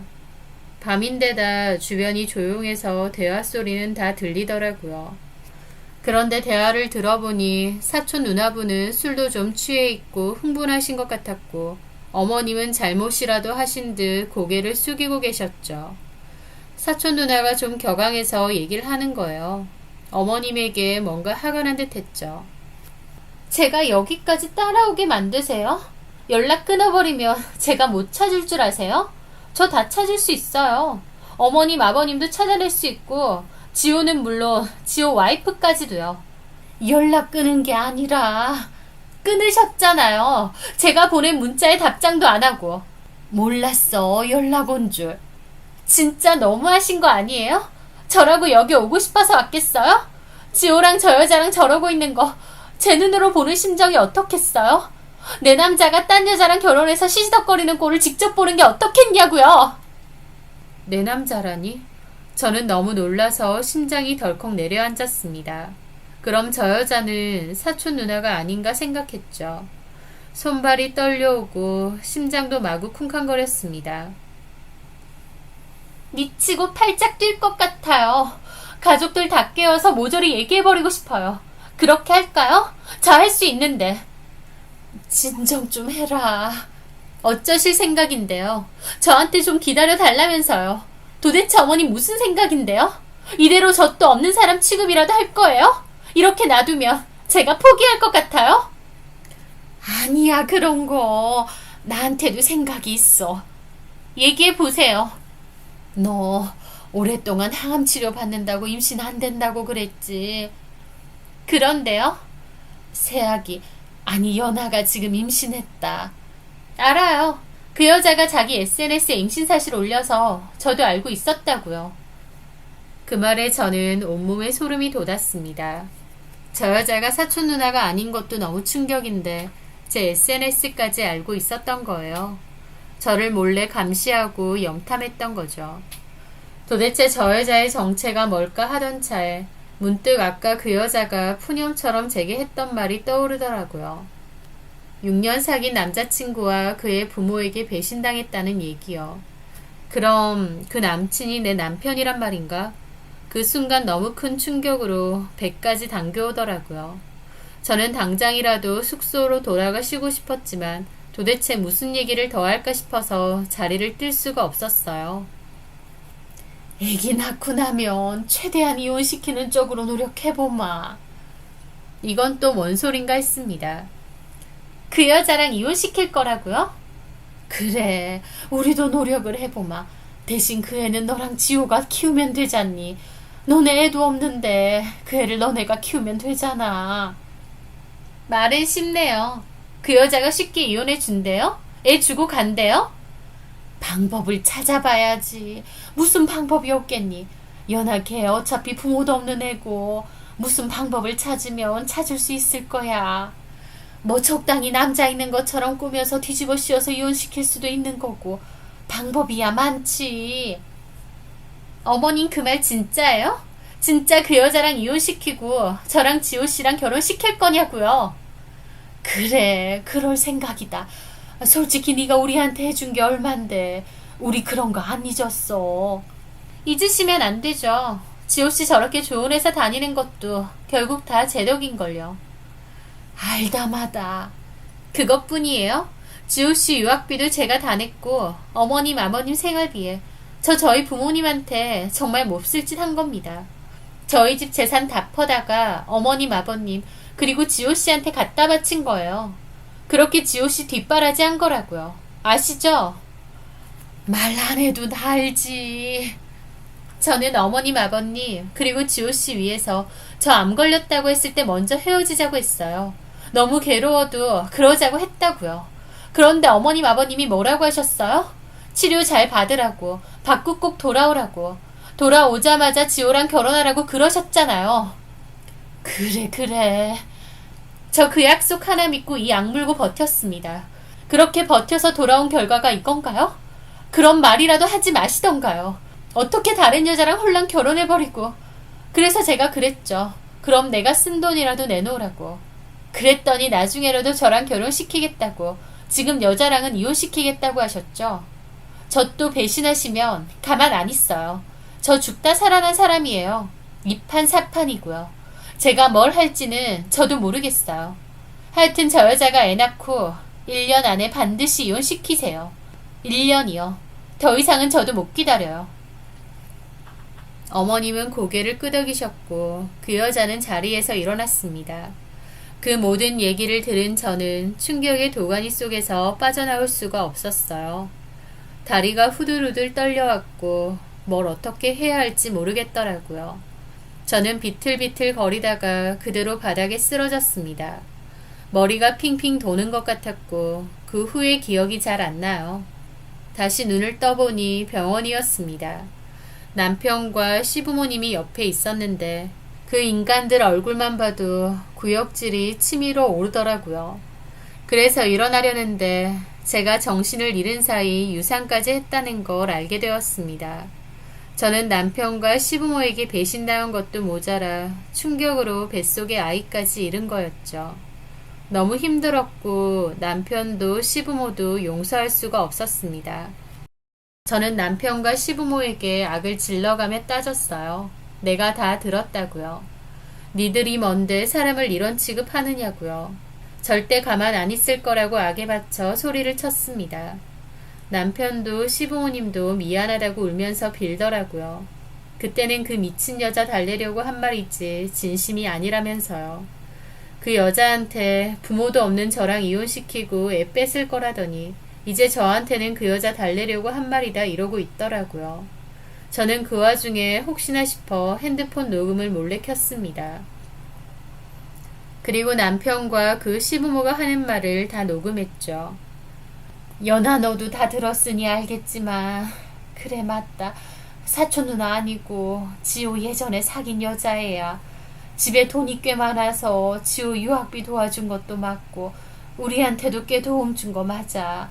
우리도 그런 게 다 너무 고마웠고 당연히 결혼시키려 했어. 그런데 암에 걸렸다고 헤어지겠다더라. 우리 입장에선 그런다고 어떻게 헤어지라고 하겠니? 치료하고 완치되면 돌아오라고. 그러고 지호랑 결혼하라 그랬어.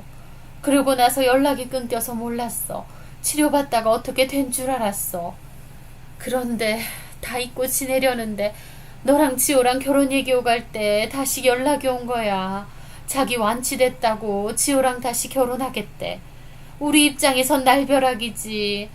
물론 우리도 책임지지도 못할 그런 말을 한 건 잘못했지만 그때 상태가 꽤 심각하다고도 했고 정말 돌아와서 결혼시켜달라 할 줄은 몰랐다.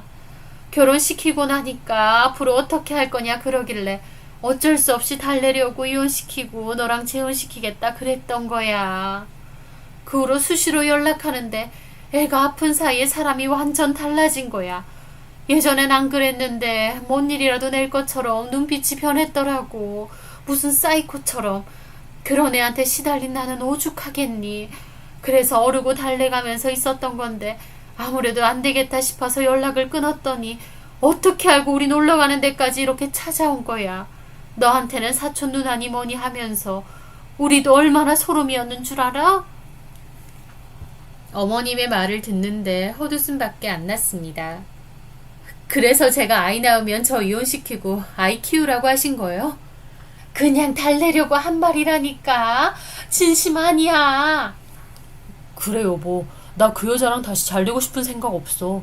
고마운 건 맞지만 이미 헤어졌고 나는 당신밖에 없어. 입 닥쳐. 당신이나 어머님 아버님이나 소름 끼쳐. 여보, 저한테는 또 이렇게 말하고 그 여자한테는 딴소리 하시려고요. 아니다. 나한테 다 생각이 있어. 우리 지호가 내년쯤에 해외지사로 발령 날 계획이 있어. 그때 너랑 해외로 가면 되겠다 싶더라고. 그럼 미경이 걔도 더는 못 따라오지. 우리는 비록 여기 남아있어도 그건 우리가 알아서 감당할 거고 너랑 지호랑 우리 손주는 외국으로 보내면 되겠다 싶었던 거야. 정말 소름 끼치더라고요. 그 여자랑 저 오가면서 끊임없이 거짓말하고 달래는 척 속이고 제가 그토록 좋아했던 시부모님의 진짜 실체를 알게 되니 무서울 지경이었습니다. 그런데 남편 하는 말이 더 가관이었어요. 아니면 이런 방법도 있어.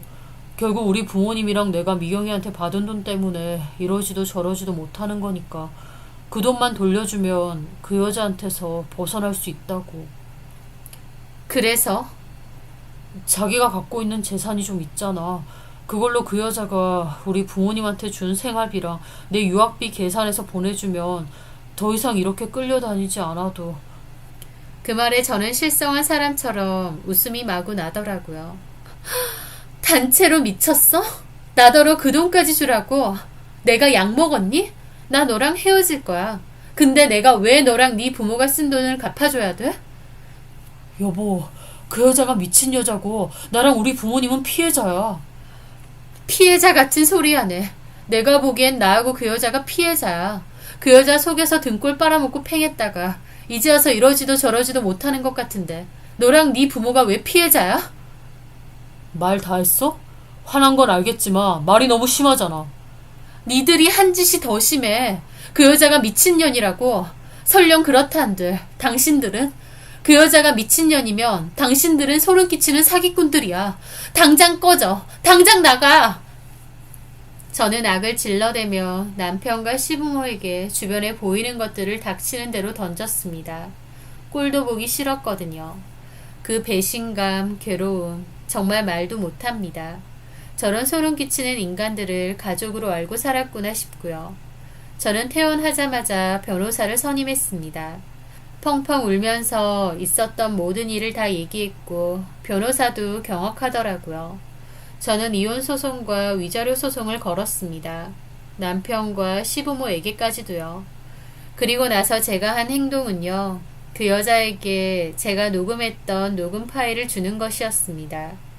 그 여자가 먼저 SNS를 통해서 저에게 연락을 했었고 저는 할 얘기가 있으니 연락처를 달라고 했어요. 그 여자는 저한테는 미안하게 생각하는데 자기도 너무 악에 받쳐서 그랬다 어쩐다 하더라고요.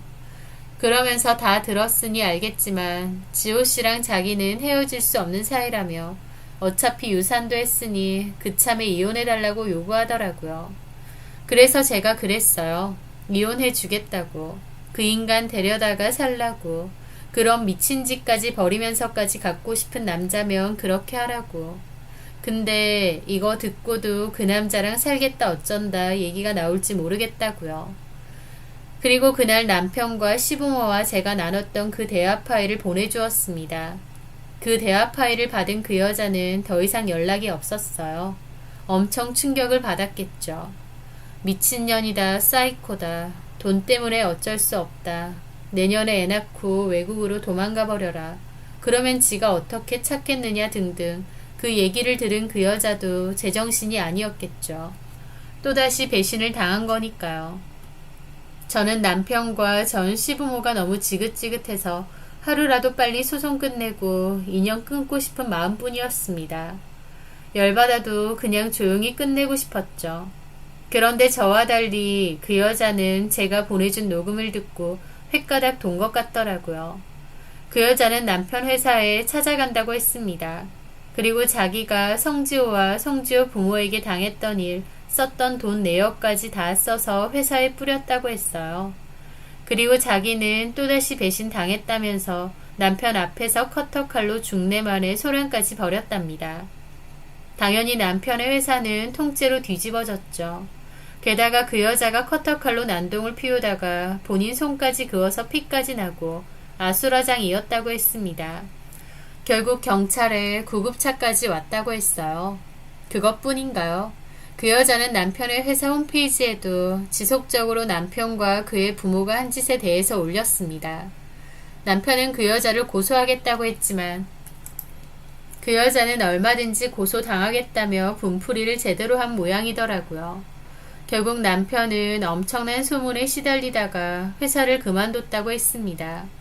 맨정신으로 다닐 수가 없었겠죠. 남편은 그 여자 상대로 결국 고소를 했고 그 여자도 남편 상대로 자기가 뜯겼던 돈에 대해서 청구를 했다고 합니다. 물론 본인의 자의로 준 돈이라서 돌려받긴 힘들 수도 있겠지만 진흙탕 싸움이라도 해보겠다 이거 같더라고요. 남편은 제2혼 소송과 위자료 소송에 그 여자와의 법적 다툼 그리고 회사까지 잘리고 소문까지 일파만파 퍼지는 수모를 겪어야 했습니다. 남편은 저에게 울면서 소송 취하해달라, 자기랑 자기 부모님이 너무 힘들고 죽을 것 같다, 저만이라도 소송 취하해달라 어쩐다 하는데 듣는 저는 코웃음이 쳐졌어요. 남편과 시부모의 행동이 끝까지 이해가 안 되더라고요. 100번 양보해서 그 여자가 돌아올 줄 몰랐던 틈에 저랑 결혼했을 수도 있습니다. 그러면 최소한 본인들이 쓴 그 여자 돈은 돌려줬어야 되는 거 아닌가요? 그렇게 하는 편이 그 여자한테도 마지막 예의는 다하는 거고 깔끔한 편이었으니까요. 돈이 없으면 대출을 하든 뭘 하든 도움 받았던 돈은 돌려줬어야 그 마무리가 됐을 겁니다. 그런데 필요할 때 돈이란 돈은 다 받아 쓰고 이제 와서 모른 척하니 그 여자도 미치고 팔짝 뛰는 게 당연한 거 아닌가요? 저는 그 여자도 심정적으로는 이해가 됩니다. 시부모와 남편 하는 짓을 보니 안 미치는 게 더 용하겠더라고요. 게다가 그 여자 앞에서는 달래가며 제 애 뺏고 이혼시킬 거라고, 부모도 없어서 이혼시키기 쉬울 거라고 저에 대해서 그런 식으로 말하고, 제 앞에서는 그 여자 미친년이고 사이코라면서 몰래 도망가라 그러고, 그 여자랑 저 오가면서 상황을 덮으려고만 했던 거잖아요. 본인들 한 짓이 있는데 억울하고 힘들다고 호소할 것도 없더군요. 남편도 시부모도 소송에 시달리고 힘들어서 곡소리가 난다고 하던데 저는 본인들이 다 감당해야 될 일이고 오히려 저와 그 여자에게 진심으로 사과를 해야 될 일이라고 생각합니다. 저야말로 남편 믿고 결혼했는데 이런 일에 휘말리게 되었으니까요. 하지만 본인들이 저지른 짓은 생각도 못하고 그저 그 여자와 저만 욕하고 본인들은 피해자라 생각하는 그 사람들은 끝까지 답도 없는 것 같습니다. 이제 거의 재판 마무리 단계이고 별다른 문제가 없다면 제 승소로 끝이 날 거예요. 하루라도 빨리 재판이 다 끝났으면 합니다. 나는 따뜻한 가정을 원했을 뿐인데 왜 나한테 이런 일이 생겼나 싶기도 했어요. 하지만 예전에 엄마가 돌아가신 일에 비하면 이런 건 아무것도 아니다 싶습니다. 하늘이 무너질 만한 일도 아니고 그냥 훌훌 털어버리면 그만이라는 생각이 들어요. 그래서 저는 훌훌 털어버리려 합니다. 어차피 그 여자가 머리 풀고 칼춤 추고 있으니 복수도 해주고 있는 것 같고요. 사람 진심을 함부로 이용하는 사람들은 본인들도 큰 코 다친다는 것을 언젠가 깨닫길 바랍니다. 그리고 앞으로는 제 외로움을 다른 사람을 통해서 달래지 않을 겁니다. 저도 좀 힘들긴 하지만 그래도 꿋꿋하게 잘 이겨낼 거예요. 거짓된 가족보다는 외로운 저 혼자가 더 나을 테니까요. 제 사연 들어주셔서 감사합니다.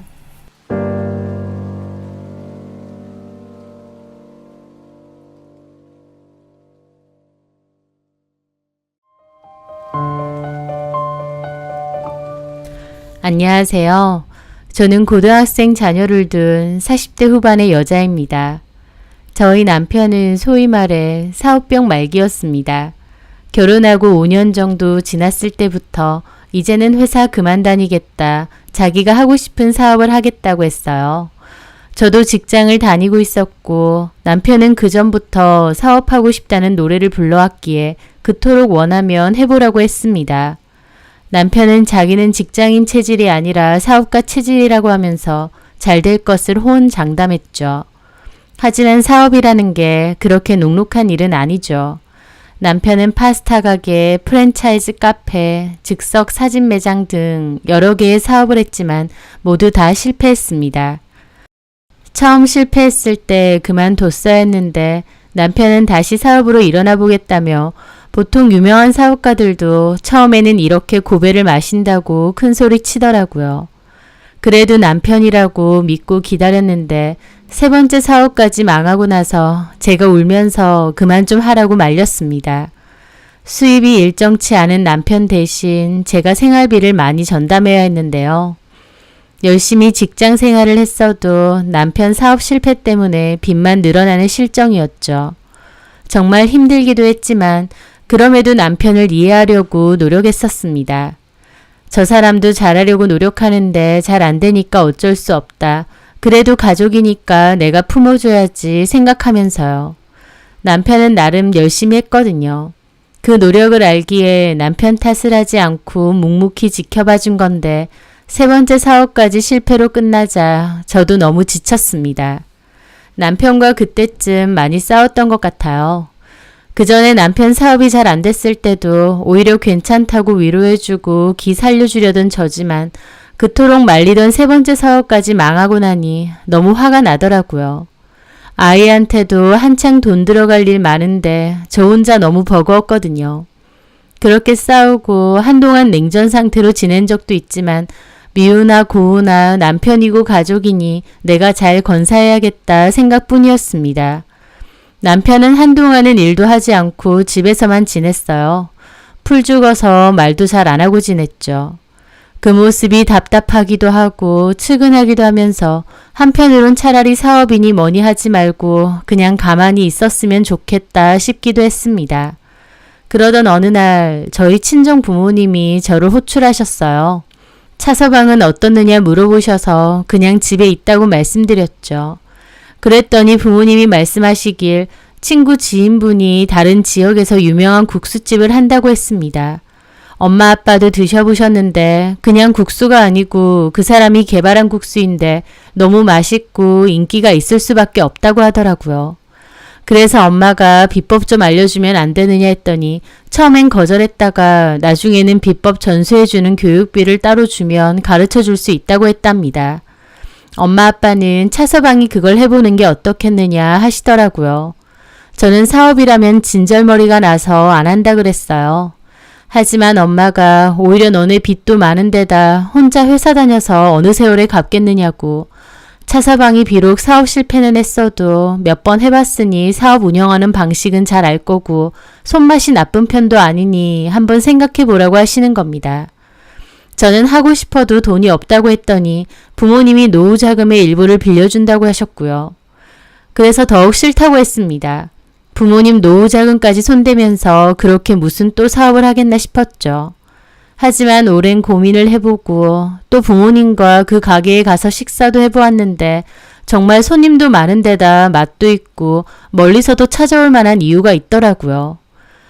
저는 남편에게 이 얘기를 전했고 남편도 그 가게에 가서 직접 먹어보기도 했어요.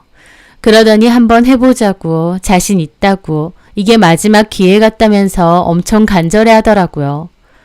결국 거금 들여서 비법 전수 다 받고 가게 열려고 부모님 노후자금 일부에 추가 대출까지 받았습니다. 부모님이 자금 일부를 도와주셨기에 공동사업자로 하기를 원하셨어요. 매출에서 남편 월급과 비용을 제한 남은 순수익을 나누는 조건이었고 남편도 흔쾌히 수락했습니다. 그렇게 가게를 열게 되었는데 이것까지 망하면 우리 식구 다 죽는다 생각하고 열심히 했죠. 그런데 그게 정말 마지막 기회였던 건지 다행히 가게는 잘 되고 나름 성공을 했습니다. 맛도 있는 데다 특색 있게 바꾼 시그니처 메뉴들이 있다 보니 일부러 멀리서도 드시러 많이 찾아와 주신 거죠. 남편과 저는 너무 기쁘고 행복했습니다. 부모님 말씀을 듣고 마지막으로 도전을 한 게 참 다행이다 싶기도 하고요. 매출은 나날이 늘어갔고 그동안의 고생을 보상받기라도 하는 것 같아 너무 행복하고 좋았습니다. 남편 가게는 워낙 장사가 잘 되다 보니 일손이 바빠져서 직원들을 고용해야 했습니다. 서빙 직원과 주방 보조 직원도 구했죠. 저도 회사 퇴근하고 나면 곧장 남편 가게로 가서 일손을 도운 적도 많았어요. 그러면서 남편 가게에서 고용하는 직원들하고도 두루두루 친해지게 되었죠. 그중 특히 선희 씨는 가게 초창기에 뽑았던 직원인데 엄청 야무지고 싹싹했어요. 애들 엄마인데 생활력도 강하고 성격도 너무 좋다 보니 저하고도 연락도 종종 하고 잘 지냈죠. 초반에는 저도 남편 가게에 가서 일을 도왔지만 가게가 자리를 잡아가면서부턴 직원도 많이 뽑게 되고 더 이상 저까지 가지는 않아도 되더라고요.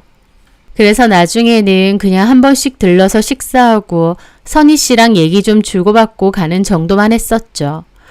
하여튼 남편의 가게는 순풍에 돛단 듯 나날이 잘 되어가고 있었습니다. 이제는 다 잘 될 건가 보다 싶었지만 그맘때 남편과 친정 부모님 사이에선 갈등이 생겼어요. 갑자기 남편이 친정 부모님이 투자한 금액을 돌려줄 테니 공동사업자에서 빠졌으면 했거든요. 돈 필요할 땐 고맙다고 받아놓고 장사 좀 되니 우리더러 빠지라는 거냐며 친정 부모님도 기분 상해하셨습니다. 저 역시도 남편의 행동이 이해가 안 됐어요. 하지만 남편은 어쨌든 자기가 손수 다 이끌고 가는 가게인데 부모님이 초기의 비용을 일부 대줬다는 이유로 계속 지분을 갖고 가는 건 이해가 안 된다는 겁니다. 그것도 사업 자금을 다 대준 것도 아니고 일부만 대준 거 아니냐고 하면서요. 저희 부모님은 남편의 행동을 몹시 괘씸해 하셨고 저도 남편의 행동과 사고방식이 이해가 가지 않았어요. 저희 부모님이 소개시켜 주시고 도와주셨으면 고마워해야 하는 게 인지상정 아닌가요? 하지만 남편은 마치 전부 자기가 잘해서 잘된 것 마냥 저희 부모님을 제외시키려고 하더라고요. 그래서 그 일로도 몇 번 부딪히게 되었고 친정 부모님과는 한동안 왕래까지 끊기도 했습니다. 갈등이 좀 있었고 결국은 남편이 원하는 대로 해줬지만요. 남편의 가게는 그 후로도 번창해서 저희 지역에서 맛집으로 유명해졌고 직영점 한 곳을 더 내게 되었어요. 남편의 사업은 날이 갈수록 잘 되고 돈도 잘 벌었지만 저는 전혀 행복하지 않았습니다. 왜냐면 그때쯤부터 저희 부부 사이는 걷잡을 수 없이 안 좋아지기 시작했거든요. 남편은 사업이 바쁘다, 직영점 관리가 너무 정신없다는 이유를 대며 집에 자주 들어오지도 않았고 집에 와서도 저와 대화를 거의 하지 않았어요. 그전에는 연락도 자주 하고 통화도 종종 했었는데 그런 것도 눈에 띄게 없어지고 제 전화를 안 받는 일도 많아졌습니다. 게다가 그나마 집에 있어서 이런저런 대화라도 하려고 시도하면 짜증을 내고 귀찮아하는 겁니다. 도대체 왜 그러냐 따지니까 자기가 갱년기가 와서 그렇대요. 사업이 잘 되어갈수록 시간은 없어지고 체력도 바닥이 나니 그런가 보다 어떻게든 이해하려고 했습니다.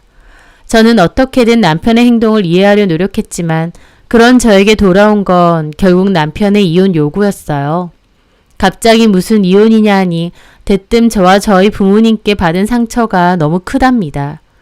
자기 세 번째 사업 망했을 때 힘들어 죽겠는데 저까지 화내고 뭐라고 해서 자존심이 바닥이 났대요. 게다가 지금 가게 지분 때문에 한동안 친정 부모님하고 싸운 것도 언급하면서 네 부모 때문에 내가 너무 큰 상처를 받았다 이렇게 말하는 겁니다. 듣는 저는 기가 막혔죠.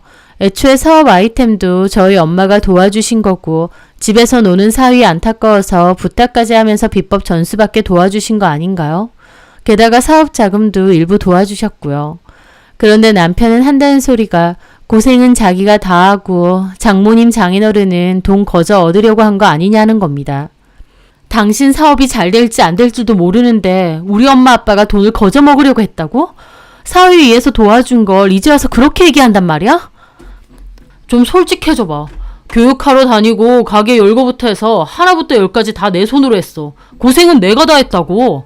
근데 사업자금 그것도 다 대주신 것도 아니고 꼴랑 그거 대주시면서 공동사업자? 재주는 곰이 부리고 돈은 왕서방이 챙긴다는데 딱 그 짝 아니냐고. 그럼 처음부터 싫다고 하지 그랬어. 어떻게 말하냐? 왜 말 못해? 그때는 사업자금 아쉬워서 말 못했지? 이제는 잘 되고 나니 마음이 바뀌었고. 제가 틀린 말 한 것도 아닌데 남편은 괜히 할 말 없으니 혼자 막 열을 내더군요. 저나 저희 부모님이나 지겹대요. 자기가 받은 상처만 생각하면 이가 갈린대요. 저희 부모님이 지한테 욕을 했나요? 핀잔을 했나요? 그때는 괜찮았던 게 이제 와서 갑자기 이가 갈릴 정도의 상처였다니요. 남편은 저랑 이혼을 하고 싶어 안달이 난 것처럼 보였습니다. 어떻게든 꼬투리 잡아서 이혼하고 싶어 하는 것 같았죠. 저는 너무 충격이었고 남편의 행동에 배신감도 느꼈지만 그래도 가정을 지키고 싶었습니다. 그래서 남편과 대화 시도도 여러 번 해보고 마음을 담은 손편지도 보내봤어요.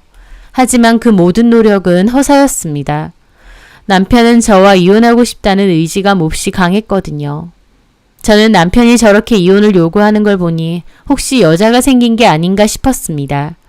남편에게 슬쩍 운을 떼본 적도 있었지만 남편은 펄쩍 뛰더라고요. 하지만 얼마 뒤 저 몰래 정력제를 먹고 있다는 것을 알게 되었습니다. 남편이 생각 없이 버린 약 쓰레기를 보게 된 거였죠. 그걸 보는데 이 사람 진짜 바람이 났구나 확신이 오더군요. 그래서 그 뒤로 몰래 핸드폰을 뒤져봤는데 저는 충격을 받을 수밖에 없었습니다. 남편의 사진첩에서는 미처 지우지 못했는지 상간녀와 다정하게 찍은 사진이 남아 있었거든요. 그리고 그 여자는 제가 아는 여자였습니다. 바로 남편 가게 본점에서 일을 하던 젊은 서빙 직원이었던 겁니다. 저는 기억을 더듬으며 그 여자의 이름을 생각해냈는데 강현지라는 이름의 여자였어요. 남편이 50대이고 그 여자는 끽해야 30대 초중반 같았는데 아빠뻘인 남자와 다정하게 몸을 밀착해서 사진을 찍었더군요. 뒷배경이 바다인 걸로 봐서 둘이서 어디 놀러도 갔다 온 모양이었습니다. 이 여자 때문에 나한테 이혼을 요구했구나. 모든 것이 확실해지더라고요. 저는 그 길로 눈이 돌아서 남편을 추궁했습니다. 그랬더니 먹긴 놈이 성낸다고 오히려 왜 남의 핸드폰을 뒤지냐며 남편이 더 길길이 날뛰는 겁니다. 저도 눈이 뒤집혀서 악을 쓰고 어떻게 나한테 이럴 수 있느냐 따졌어요. 우리 부모님이 노후자금으로 가게 차려줬더니 거기서 젊은 알바생 기집애랑 바람 피우냐고요. 남편에 대한 배신감 때문에 저도 제정신이 아니었고 막 악을 질러댔는데 남편은 저를 한 대 칠 듯이 하더라고요. 그 모습에 또 큰 충격을 받았죠. 살면서 그런 모습은 처음이었거든요. 남편과 제가 큰 소리로 싸움이 나자 결국 옆방에 있던 아들까지 다 알게 되고 와서 말리게 되었습니다. 남편은 화를 내며 그대로 집을 나가버렸어요. 저도 울고 아들도 아빠가 어떻게 이럴 수 있느냐며 배신감에 치를 떨더군요.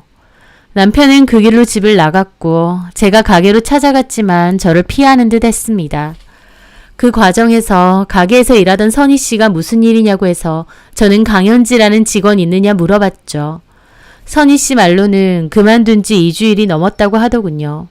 이렇게 될 줄 알았던 건지 일찌감치 가게 먼저 그만두게 만든 것 같았죠.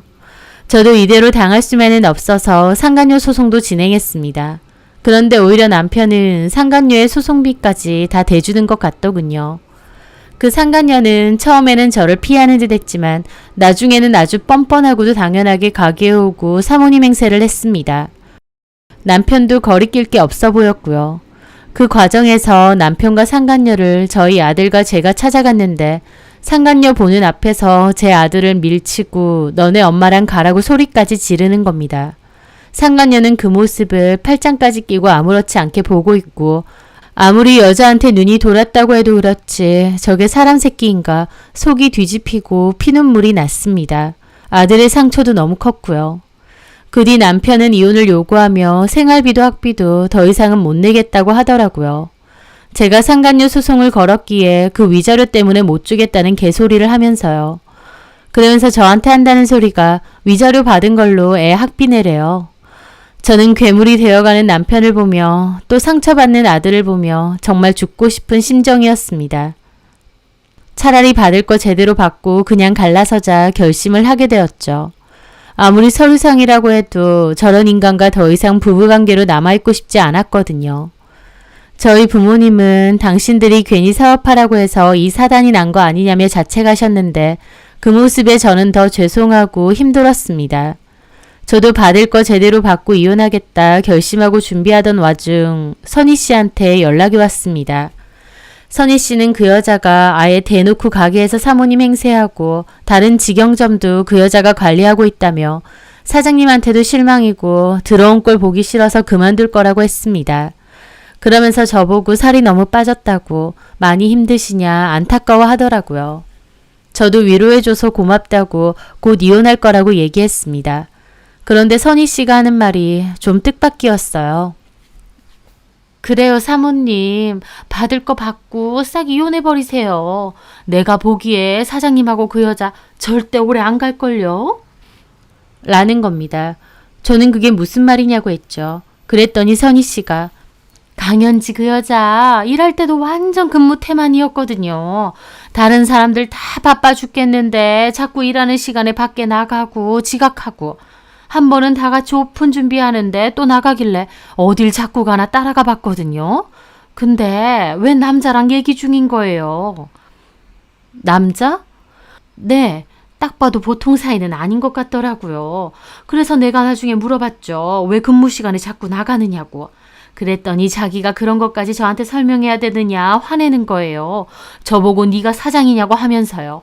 완전 개념 없구나 생각했는데 나중에 다른 직원한테 들어보니 강현지가 사실은 이혼녀라는 거예요. 그 찾아오는 남자는 전 남편이고. 이혼? 그런 말 안 했잖아. 그러니까요. 저희한테는 미혼이라고 했잖아요. 물론 직장 와서 사적인 얘기까지 미주알 고주알 할 필요는 없지만 그래도 속이는 건 아니죠. 이혼 사실 숨기고 처녀 행세한 건 맞잖아요. 근데 제가 봤을 때 그 남자랑 강현지 둘이 이혼은 했지만 아직도 그렇고 그런 사이 같더라고요. 그러니까 선희 씨 말은 그 여자가 남자가 있는데 우리 남편하고도 그런 거다. 제가 볼 땐 딱 그래요. 톡 까놓고 강현지 씨랑 사장님이랑 나이 차이 걸만돼요. 사장님 돈 때문에 접근한 거죠. 딱 두고 보세요. 그것들 얼마나 가겠어요. 제가 생각해도 그 상간녀가 보통은 아닌 것 같았습니다. 이혼했다는 사실도 직장에 감쪽같이 속인 데다 전 남편하고도 계속 만나면서 가게 근처까지 수시로 불러대고 게다가 아빠 버린 유부남 사장하고 그렇게 놀아나는 것 보면 보통 여자는 아니겠구나 싶더라고요.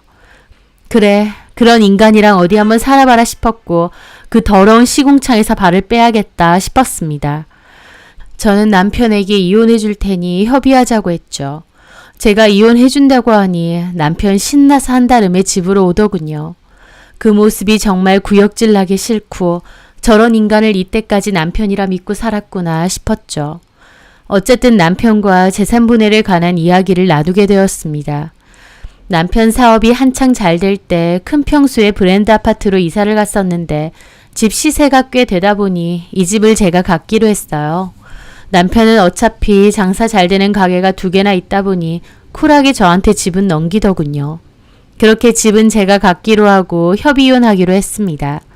이혼은 잘 마무리가 되었지만 남편에 대한 배신감이 너무 컸고 아들도 아빠를 다시는 안 보고 싶다고 할 정도로 마음의 상처가 너무 컸습니다. 남편의 외도는 가족 모두에게 크나큰 상처를 남긴 거죠.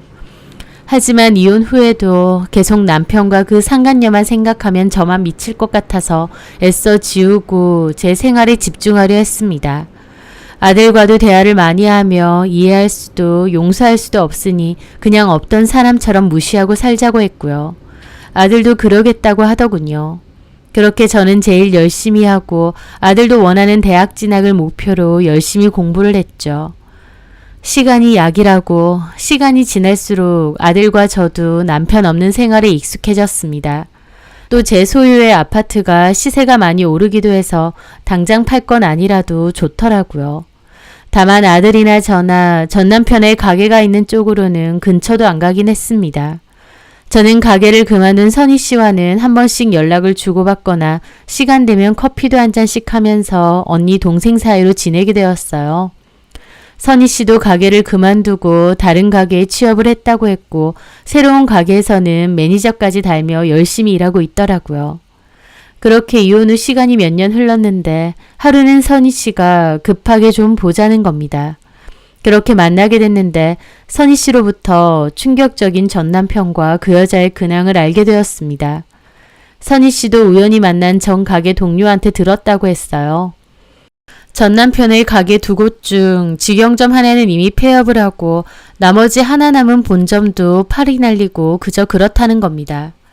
게다가 더 중요한 건 가게에서 전 남편을 찾아보기가 힘들다는 거예요. 그리고 그 상간녀랑 상간녀 전 남편이 사장처럼 카운터에 자주 있다는 겁니다. 너무 놀랐죠. 장사 잘해 먹고 살고 있을 줄 알았는데 상간녀와 상간녀 전 남편이 사장 행세를 하고 있다고 하니까요. 얘기를 들어보니 저랑 이혼하고 나서부터는 그 상간녀가 아예 지가게처럼 행동했대요. 거리낄 게 없었던 거죠. 그리고 직영점도 전 남편이 상간녀를 아예 사장으로 앉혔다고 했습니다. 아마 그 여자가 그러고 싶다고 했겠죠. 이혼 후에는 둘 다 신나서 보란듯이 잘 다녔는데 그게 1년도 안 갔대요. 남편과 상간녀는 1년도 안 돼서 사이가 몹시 악화되었는데 상간녀가 자기 전 남편을 가게로 끌어들여서 점장까지 시켰다는 거예요. 그거란 전 남편이랑 상간녀 전 남편이랑 가게에서 몸싸움까지 일어났는데 그래봤자 상간녀 전 남편은 한창 혈기왕성한 나이고 제 전 남편은 나이가 많잖아요. 실컷 쥐어터지고 그 일로 서로 고소까지 하고 아주 난리였답니다. 당연히 가게에서 그랬으니 동네에 소문나서 사람들 손가락질하고 그때부터 장사도 잘 안 됐다고 하더라고요. 그리고 어느 순간부터 제 전 남편도 가게에 잘 안 나왔대요. 그 상간녀가 보란듯이 가게로 출근하고요. 정확한 사정은 몰라도 그 상간녀가 아예 가게까지 뺏은 것 같았답니다. 뺏긴 뺏었는데 소문도 안 좋고 관리도 잘 안 되다 보니 직영점 하나는 폐업 수순이었고 본점도 팔이 날리고 잘 안 된다고 하더라고요. 선희 씨는 이 얘기를 듣고 너무 놀랐다면서 당장 저한테 얘기해줘야 될 것 같아서 만나자고 했대요. 저보고 혹시 알았냐는데 저는 아예 금시초문이었습니다. 전 남편은 물론 전 남편과 관련된 모든 연락을 다 끊었고 아들도 마찬가지였어요. 일부러 전 남편 가게 쪽 동네로는 가지도 않았고 전 남편 소식도 다 차단했죠. 괜히 잘 먹고 잘 산다 소리 들으면 제 허파가 뒤집어질 것 같아서요. 그런데 선희 씨 얘기를 듣고 보니 너무 속 시원하면서도 전 남편이 그렇게 한심한 겁니다.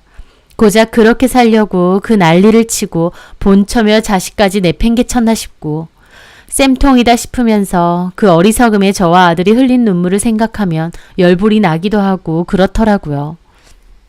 언니랑 이혼하고 완전 내리막길 걸은 거예요. 꼴 좋지 뭐. 듣는 내가 다 속 시원하던데. 그런 것들이 잘 먹고 잘 살면 안 되죠. 완전 그 여씨한테 된통 당한 것 같은데. 그러게 참 한심하다. 선희 씨를 만나고 와서 곱씹어 볼수록 남편의 선택과 행동이 멍청하게 느껴졌습니다. 3번이나 사업을 말아먹고도 그 옆을 지켜주고 다독여줬던 게 누군데 좀 잘됐다고 바로 가족을 버렸던 그 남자. 자기가 앞으로도 승승장구하고 계속 잘될 줄 알았나 보죠. 어쩌면 마지막 사업의 성공이 남편에겐 가족에게 잘할 수 있는 마지막 기회이기도 했는데 본인 잘나서 그렇게 된 줄 알고 바로 바람피고 딴짓하다가 저 모양 저 꼴이 됐네요. 멍청한 건 답도 없다는 말도 떠오릅니다. 그리고 문득 모르는 번호로 2번 연락이 왔던 것도 떠올랐어요. 왠지 전 남편 같기도 하더군요. 그 여자한테 버림받고 가게도 뺏기다시피 하고 낙동강 오리알 신세가 되고 나니 가족 생각이 난 게 아닌가 싶더군요. 참 어이가 없었습니다. 앞으로 저나 아들에게 연락하거나 찾아오는 일은 없었으면 합니다. 당연히 만나주지도 않을 거지만 이제 와서 그래도 아빠 아니냐며 구질구질하게 저희 아들에게 매달리는 일도 없길 바라고요. 저나 아들은 너무나도 잘 살고 있으니 그 어떤 걸림돌도 되지 말고 눈에 띄지도 않았으면 합니다. 전 남편이 여자에게 눈이 뒤집혀서 가족을 매몰차게 버렸을 때 저나 아들도 남편이나 아빠의 자리를 영영 내다 버렸음을 확실하게 알았으면 하거든요. 누구에게나 인생에서 많지 않은 기회가 올 때가 있는데요. 남편에게 마지막 사업의 성공은 어쩌면 그 많지 않은 기회 중 하나였겠죠. 하지만 남편은 어리석은 행동으로 본인에게 들어온 복까지 발로 찼다고 생각합니다. 본인이 선택하고 본인이 저지른 짓이니 그 감당도 본인이 해야겠죠. 저와 아들에게는 더 이상 아무것도 아닌 사람이니 어떻게 살든 신경 쓰지 않으렵니다. 다만 살면서 본인이 저버린 것이 무엇인지는 두고두고 곱씹으며 후회하고 살길 바래요.